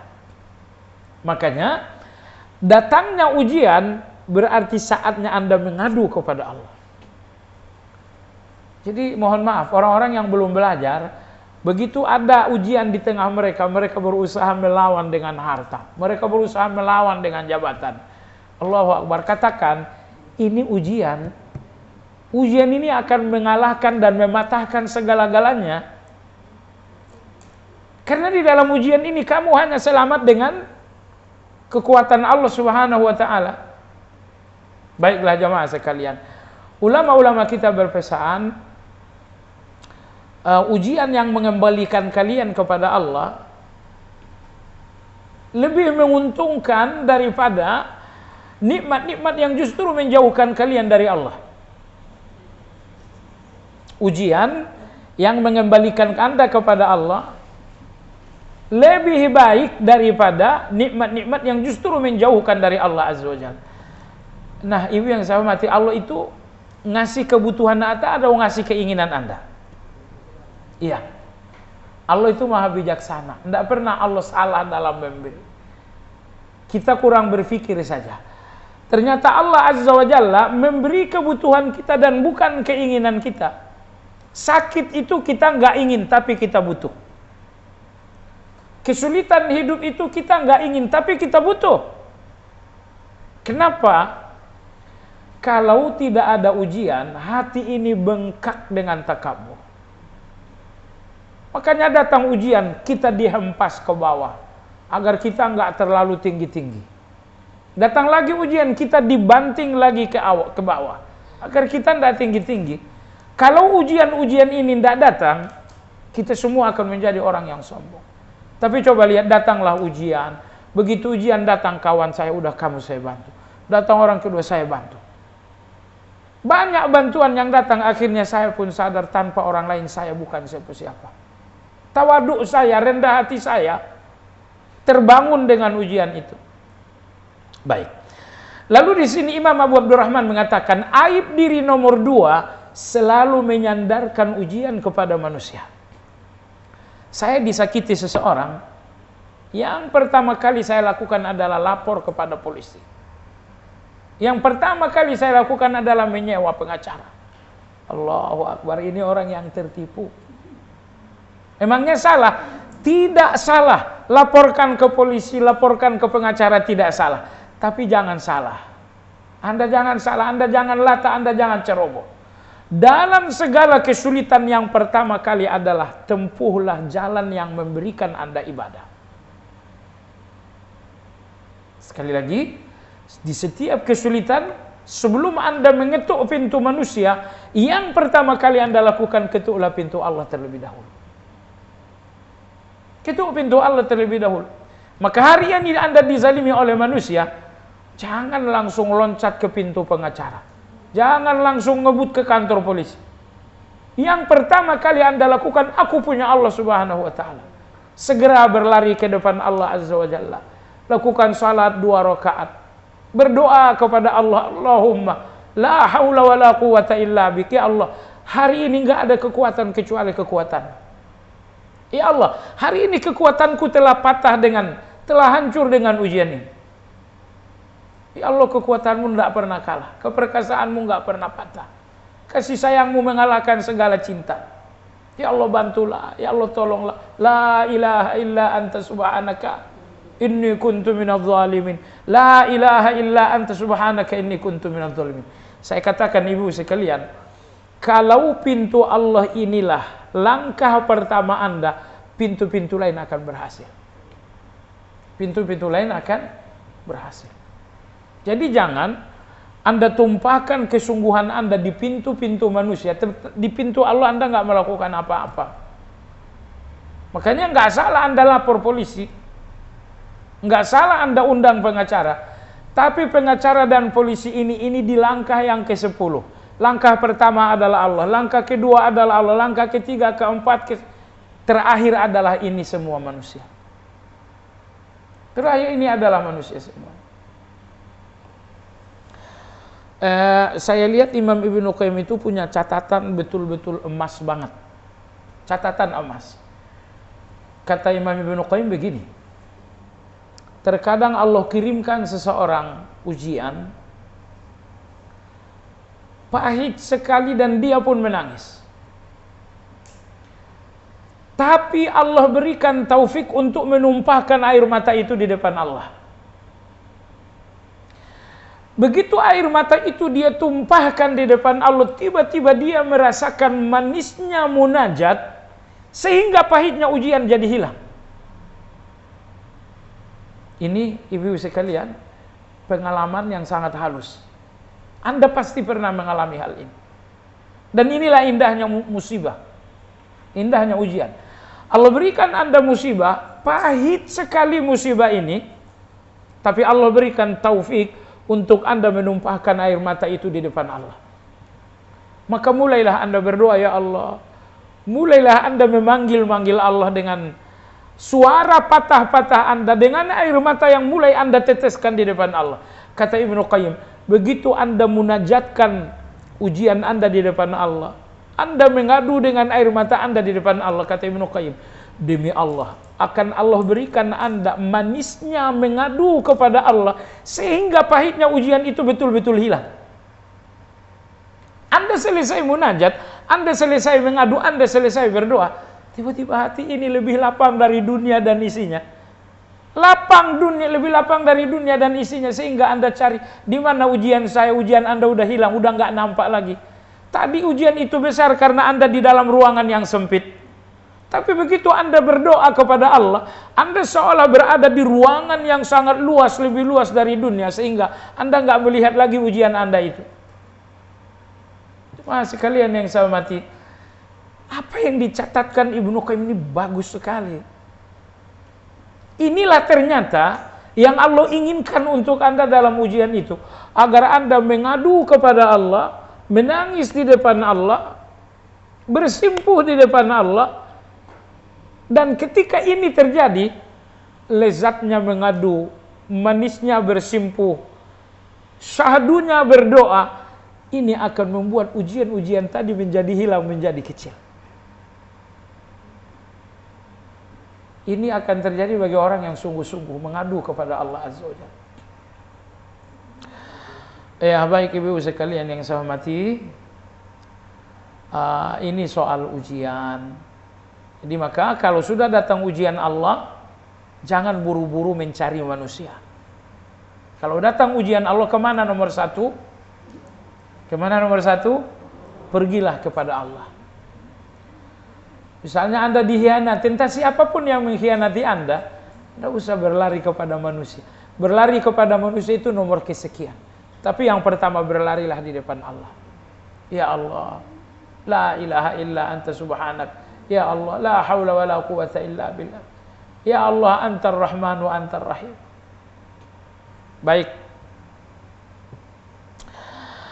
Nah, di antara aib ini nomor 3, aib diri nomor 3 adalah menyimpan banyak pikiran yang buruk. Menyimpan banyak pikiran-pikiran yang buruk. Maksudnya apa? Maksudnya adalah pikiran buruk kita banyak, suudzon kita sangat banyak. Kalau pikiran Anda selalu positif, pikiran Anda selalu baik, Anda orang yang paling bahagia di dunia ini. Tapi di pikiran ini selalu disimpan banyak keburukan. Saya berikan contoh. Mungkin Anda pernah tersinggung dengan seseorang. Lalu apa yang Anda lakukan? Anda simpanlah dalam pikiran Anda keburukan. Ini orang kapan waktu akan saya balas. Ini orang kapan waktu akan saya buat perhitungan. Jadi jamaah sekalian, ternyata kekeliruan orang tadi telah menjadi kebencian Anda. Dan Anda tahu tidak? Kebencian itu mematikan kebahagiaan Anda. Sehingga ketika Anda sholat pun, alhamdulillah orang tadi kok begitu amat. Begitu sujud gimana? Kadang-kadang saya lihat begini, ini termasuk takabur terselubung ya. Termasuk takabur berselubung, bahwa kita minta Allah menghukum seseorang untuk kita. Faham maksudnya? Ya Allah, si fulan jahat dengan aku, hukumlah dia ya Allah. Artinya kamu ingin orang ini dihukum oleh Allah karena jahat dengan kamu? Oh, takabur sekali. Seharusnya jangan begitu. Ya Allah, orang ini zalim, hukumlah ia karena kezalimannya. Enggak ada hubungannya dengan saya. Tapi bahwa dia zalim, hukumlah ya Allah. Jadi tidak usah hubung-hubungkan dengan diri Anda. Ya Allah, dia zalim kepada aku, hukumlah ia. Kepada akunya itu dihapus saja. Dihapus saja, karena jangan salah, dia dihukum, Anda juga sebetulnya berhak dihukum. Karena dosa kita juga banyak. Jadi maka di antara kerendahan hati kita dalam berallah itu, dalam bertuhan, bahwa Anda mengatakan, ya Allah, tidak ada manusia yang perlu kau hukum untuk aku, karena aku juga penjahat. Ya Allah, tidak ada orang yang perlu engkau hukum karena aku juga penjahat. Tapi hukumlah orang jahat karena kejahatannya, bukan karena aku. Itu ya. Ini nanti kalau ada yang jahat kepada Anda, jangan sebutkan sayanya. Sebutkan, ya Allah, si fulan ini adalah orang zalim. Berikan hukuman. Selesai di sana. Tidak usah bilang ya Allah, orang ini zalim kepada aku, berikanlah hukuman. Nah, di sini tanda sadari seolah-olah Allah harus menghukumnya untuk Anda. Nah, jadi kalau Anda tahu bahwa kita ini juga penjahat, cuman beda model aja, ya kita nggak perlu menuntut Allah menghukum seseorang. Ya karena kita juga banyak-banyak dosa juga. Nah, baik jamaah sekalian yang saya hormati, bersihkan pikiran Anda. Orang-orang jahat di depan Anda jangan sampai menjadi keburukan dalam pikiran Anda. Tetangga kita baru beli mobil baru. Dari mana mobilnya? Pikiran kamu itu kotor sekali, ngapain dipikirin? Anak tetangga kita baru saja diwisuda, dapat cum laude, hadiahnya uang 5 miliar. Kok anak kita nggak seperti itu? Ini pikiran ini bersihin sebersih-bersihnya. Ibu yang saya hormati, bahagia Anda itu bahwa pikiran Anda bersih, udah. Seluruh uang dunia Anda yang punya, tapi pikiran Anda kotor, Anda tetap sengsara. Sengsara Anda itu bukan uang, jangan salah paham. Jangan salah Anda mendefinisikan bahagia itu. Maka saya katakan, seluruh uang di dunia Anda punya, tapi pikiran Anda isinya keburukan, isinya dengki, isinya dendam, isinya benci, isinya permusuhan, isinya kekhawatiran, isinya penyesalan. Keburukan dalam pikiran ini banyak sekali. Penyesalan itu keburukan, kekhawatiran itu keburukan, dendam, benci, itu semua keburukan. Ibnu Qayyim mengatakan, kata Ibnu Qayyim, tidak ada yang paling menguntungkan seseorang kecuali menghilangkan bencinya kepada orang lain. Itu yang paling menguntungkan. Hilangkan orang-orang jahat ini dari pikiran Anda. Sekarang gini deh, ada 10 orang jahat, mereka ada dalam pikiran Anda karena Anda benci. Kalau Anda nggak benci orang-orang jahat ini, nggak ada dalam pikiran Anda. Jadi kasihan kita sebetulnya. Kitalah yang memberikan domisili orang-orang jahat ini dalam pikiran kita. Sehingga mau tidur, orang jahat dalam pikiran dia datang, aduh lihat dong saya beli mobil baru. Kalau Anda tidak benci orang jahat, berarti Anda mengeluarkan mereka dari pikiran Anda. Jadi sengsara Anda karena banyak orang jahat yang berdomisili dalam pikiran Anda. Kenapa mereka berdomisili? Karena Anda dendam, karena Anda benci. Kalau Anda nggak benci dengan orang, Anda nggak dendam dengan orang, nggak ada orang-orang jahat yang bertempat tinggal dalam pikiran Anda. Jadi jamaah sekalian yang saya hormati, jangan sandra orang-orang jahat itu dengan kebencian, tapi lepaskan mereka dengan maaf. Jangan sandra orang-orang jahat itu dengan kebencian, tetapi lepaskan mereka dengan maaf, agar mereka tidak tinggal lagi dalam pikiran Anda untuk membuat Anda gelisah. Nah, jadi di sini beliau mengatakan di antara aib kita, kelemahan kita, bahwa kita adalah orang yang sangat banyak sekali menyimpan pikiran buruk. Baik pikiran buruk terhadap Allah atau pikiran buruk terhadap manusia. Pikiran buruk terhadap manusia tadi contohnya banyak. Dendam, benci, dengki. Pikiran buruk kepada Allah banyak juga contohnya. Saya udah doa kok Allah belum ngasih.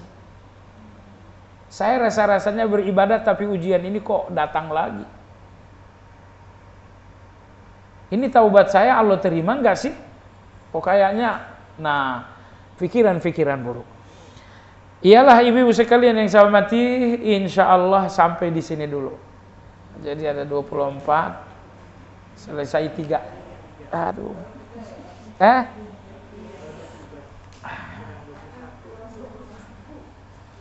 Iya, insya Allah. Saya harus teriak ngeluarin suara. Kalau nggak tahu obatnya apa ini obatnya. Hah? Iya, ibu kalau ada pertanyaan Silakan. Iya Ibu, silakan Ibu. Assalamualaikum warahmatullahi wabarakatuh. Waalaikumsalam warahmatullahi wabarakatuh.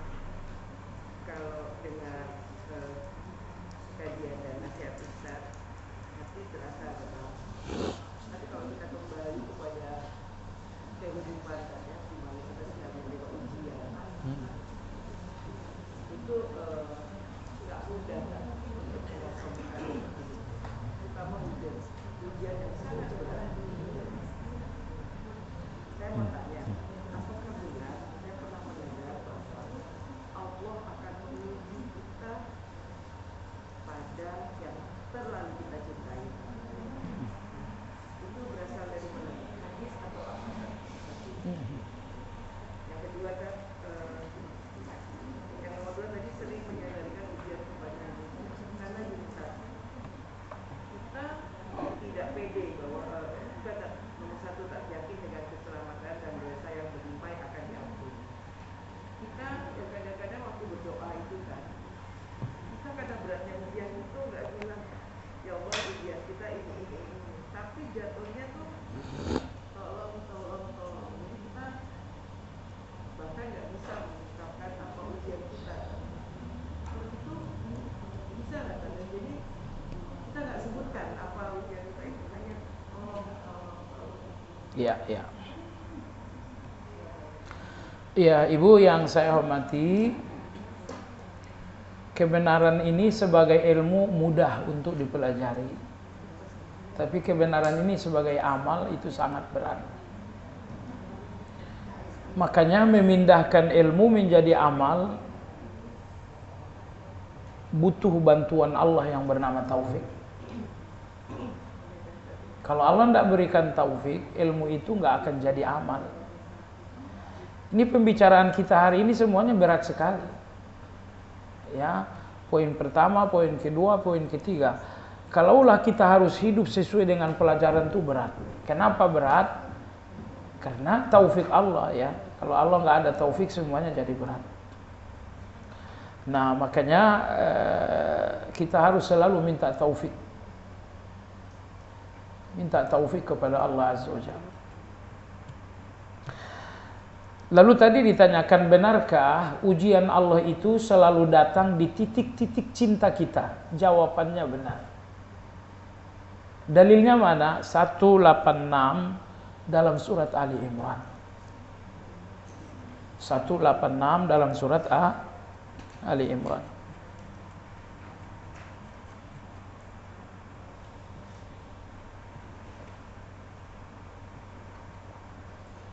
Iya, apa ayatnya bunyinya? Ya sudah. Allah akan menguji kalian terkait harta kalian, dan Allah akan menguji kalian terkait diri kalian. Yang paling kita cintai adalah diri kita.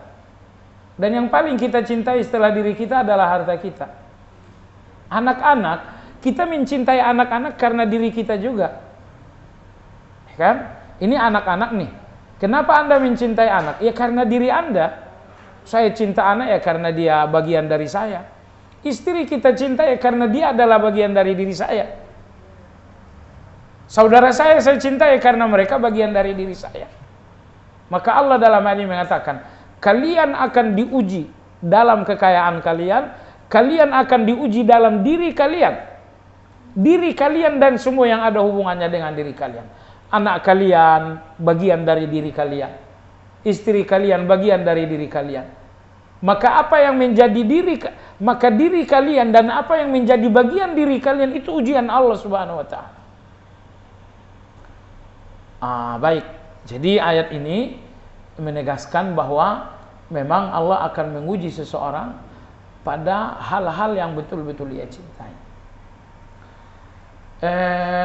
Dan memang dalam hal-hal yang kita nggak cintai nggak ada ujiannya sama sekali. Baik. Pertanyaan kedua, ketika mengadu kepada Allah, kadang-kadang saya nggak sebutkan kasusnya. Saya hanya mengadu saja kepada Allah. Dan memang begitulah sopan santun mengadu. Ya, Anda nggak perlu buat beberapa pasal di depan Allah.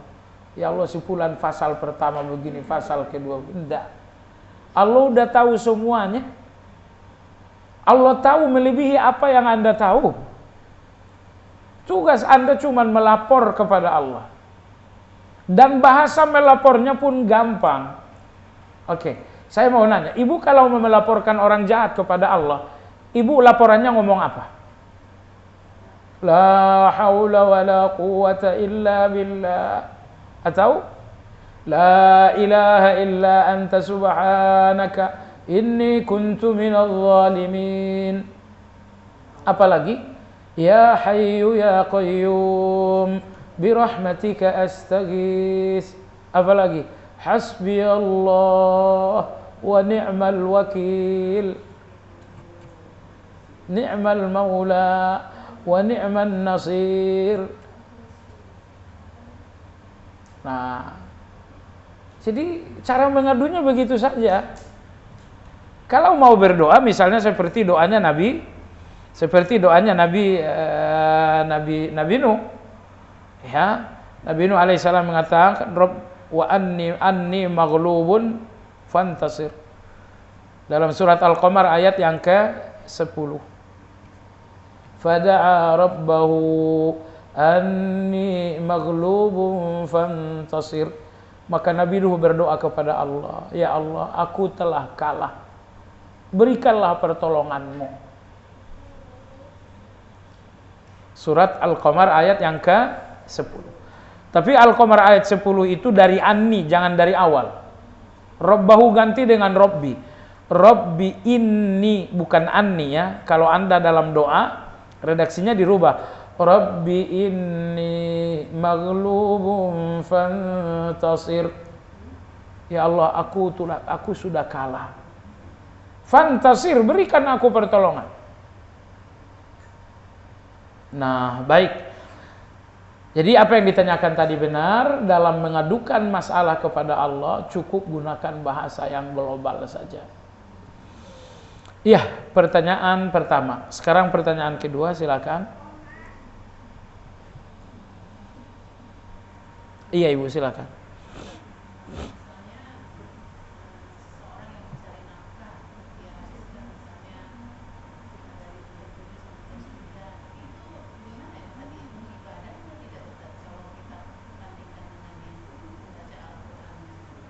Mencari nafkah terus? Iya.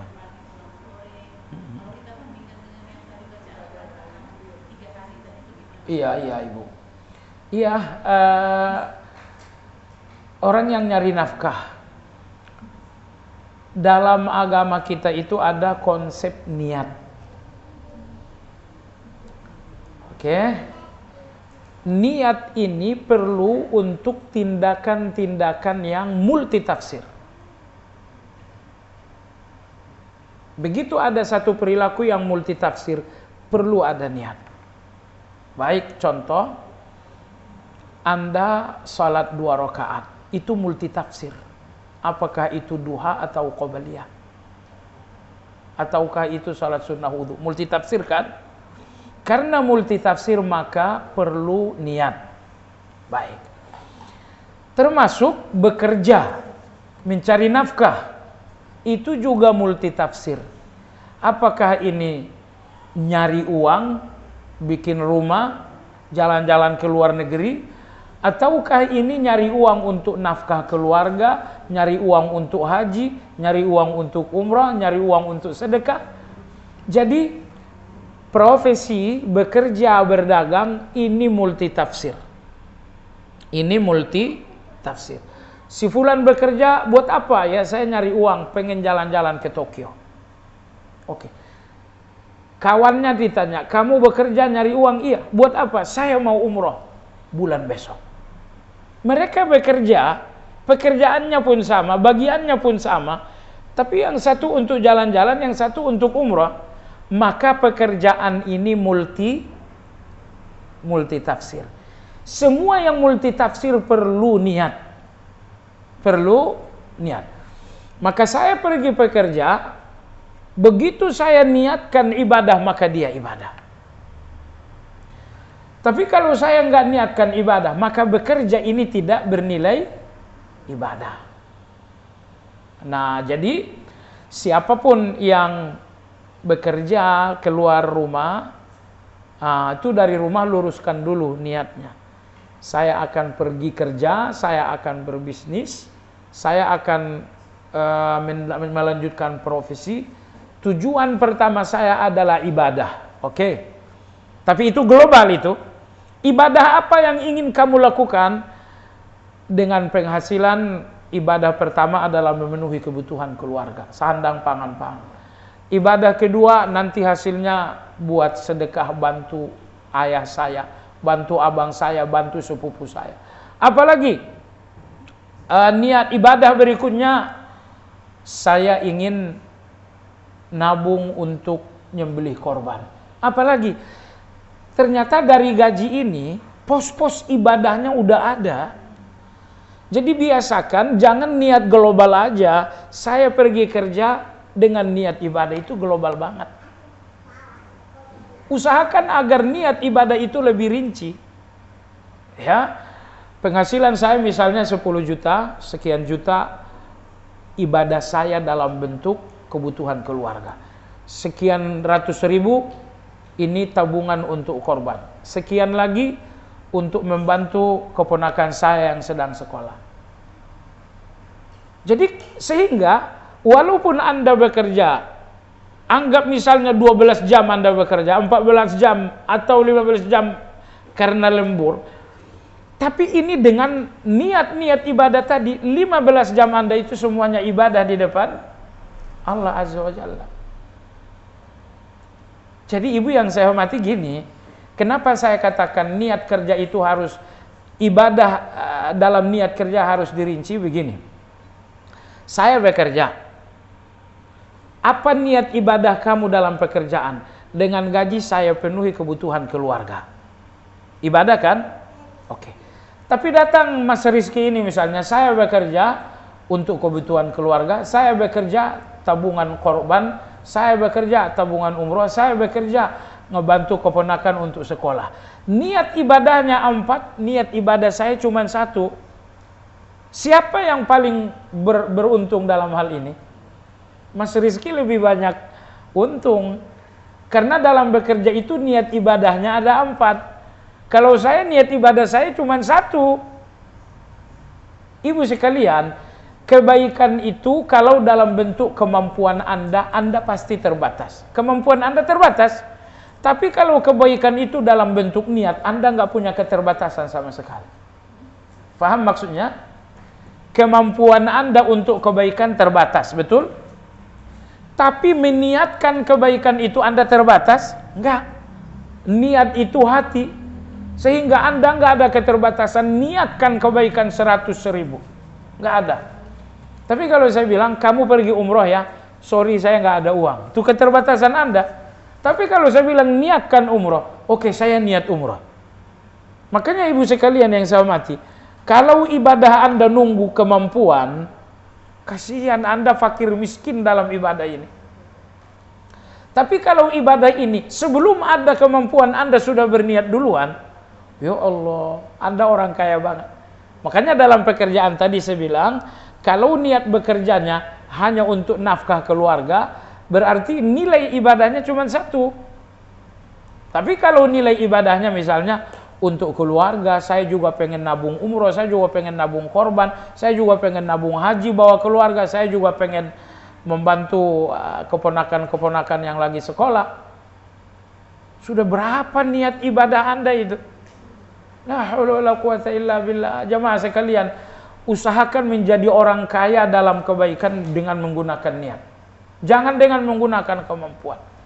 Kalau Anda ingin menjadi orang yang kaya kebaikan dengan kemampuan Anda terbatas. Tapi kalau menggunakan niat, enggak. Anda bisa menjadi orang kaya. Sudah, masih ada demikian?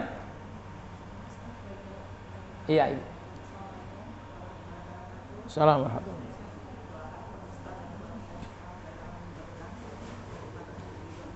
Yep, amin. Apakah benar kalau kita melihat ujian itu adalah hikmah? Karena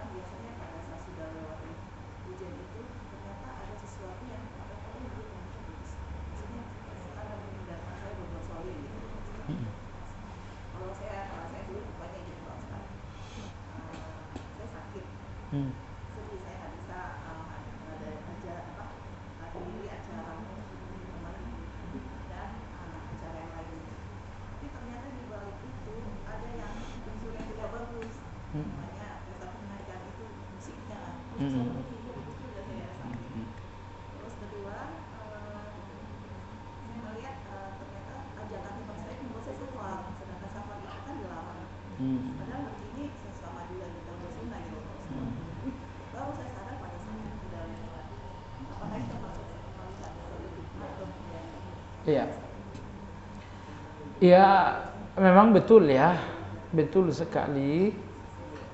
Kalau Ibnu Qayyim dalam Madarijus Salikin itu, beliau mengatakan di dalam ujian itu ada 40 pemandangan yang membuat orang akhirnya ridho. Di dalam ujian, kata Ibnu Qayyim, ada 40 pemandangan. Sehingga pemandangan-pemandangan ini membuat orang ridho dengan ujian. Ibu lihatlah, kalau ada ujian, ada orang yang keluh kesah kemana-mana. Ini orang yang paling rugi 2 kali. Ujiannya rugi yang lebih besar adalah keluh kesahnya. Tipe nomor 2 dalam ujian, mereka masih sakit dengan ujian tapi mereka nggak mengeluh. Ini namanya sabar. Puncaknya seseorang dalam ujian adalah ridho. Adanya ujian ini, tidak adanya ujian ini bagi saya sama aja. Ujian ini baik, tak adanya ujian ini baik. Kalau orang sabar itu kan enggak. Seandainya ujian ini enggak ada, cuman mereka diam. Kalau orang yang ridho itu enggak. Gimana ujian? Oke. Kalau tidak ada ujian, oke juga. Itu orang yang ridho itu. Ibnu Qayyim rahimahullah mengatakan, kalau setiap orang melihat ujian dengan 40 pemandangan, mereka akan ridho. Mereka nggak akan berandai kata, seandainya ujian ini nggak datang. Nggak mungkin ada andai kata begitu. Kalau masih ada pikiran Anda, seandainya ujian ini nggak datang, menunjukkan Anda belum ridho. Karena Anda masih, artinya Anda masih ingin ujian ini nggak datang. Itu bukan orang yang ridho itu. Nah, lalu dari 40 pemandangan-pemandangan tadi, salah satunya adalah syuhudul hikmah. Artinya pemandangan terhadap hikmah. Ternyata kalau kita lebih banyak melihat kepada hikmah, ujiannya ini akan menjadi ridha. Kalau kita lebih banyak memandang kepada hikmah, ujian ini akan menjadi ridha. Tapi kalau terlalu sedikit melihat hikmah, makanya ujian ini nggak jadi ridha. Ya, kita akan protes dengan ujian ini. Kita akan berandai kata seandainya ujian ini nggak ada. Kenapa Anda berpikir begitu? Karena Anda nggak fokus dengan hikmah. Nah, Ibu, ada pemberian Allah untuk Anda, tapi pintunya hanya di pintu musibah. Ini namanya hikmah. Ada pemberian Allah untuk Anda, tapi pemberian ini hanya di pintu musibah. Ini pemberian ini dinamakan dengan hikmah. Seandainya tidak ada musibah, hikmah ini Anda nggak dapatkan. Hikmah ini nggak Anda dapatkan.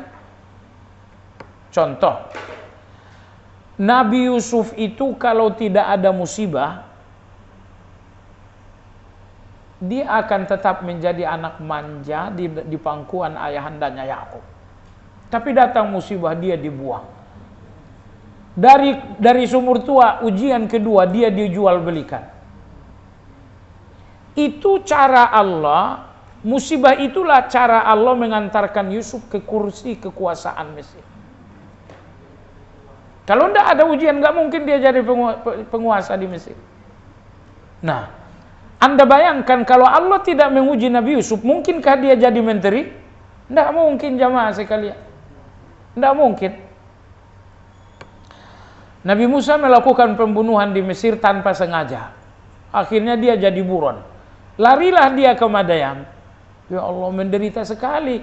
Ini ujian, tapi kalau tidak ada ujian, dia juga nggak menikah dengan putri Madian. Ternyata catatan Allah, Musa, jodohmu ada di Madian. Tapi Nabi Musa tidak tahu bagaimana jalan untuk sampai ke Madian. Datanglah ujian A, datanglah ujian B. Akhirnya beliau buron ke Madian. Ternyata di balik buron ini ada hikmah yang sangat indah. Pernikahan dengan seorang putri di Madian. Rupa-rupanya di Mesir ini tidak ada putri yang cocok untuk Nabi Musa. Adanya putri yang cocok untuk Nabi Musa. Makanya saya katakan sekali lagi, Kalau Anda sebetulnya melihat perjalanan hidup para nabi, semuanya indah sekali untuk dipelajari. Pelajaran Nabi Yusuf alaihissalam, pelajaran Nabi Musa alaihissalam. Nabi Musa kadang-kadang Allah ceritakan dalam hubungannya dengan Bani Israel, kadang-kadang dalam hubungannya dengan musuh-musuhnya yaitu Fir'aun. Baik jamaah sekalian yang saya hormati. Jadi ada pemberian Allah untuk Anda, tapi harus melalui pintu musibah. Pemberian apa tadi namanya? Hikmah. Anda sehat, tidak ada pemberian hikmah itu. Tetapi ada pemberian Allah untuk Anda tanpa musibah. Pemberian apa itu namanya? Rahmat. Pemberian Allah tanpa musibah Anda dinamakan rahmat. Tapi ada pemberian Allah hanya melalui pintu ini, namanya hikmah. Nah, kalau Anda tidak ceroboh, kalau Anda kalau Anda lebih dalam berpikir, dua pemberian hikmah dan rahmat, pasti hikmah ini lebih mahal. Pasti hikmah ini lebih mahal. Baik. Masih ada atau sudah? Iya. Demikian kajian kita, semoga bermanfaat. Kita sudahi dengan zikir kafaratul majlis. Subhanakallahumma wa bihamdika asyhadu an la ilaha illa anta astaghfiruka wa atubu ilaik. Alhamdulillahirabbil alamin. Assalamualaikum warahmatullahi wabarakatuh.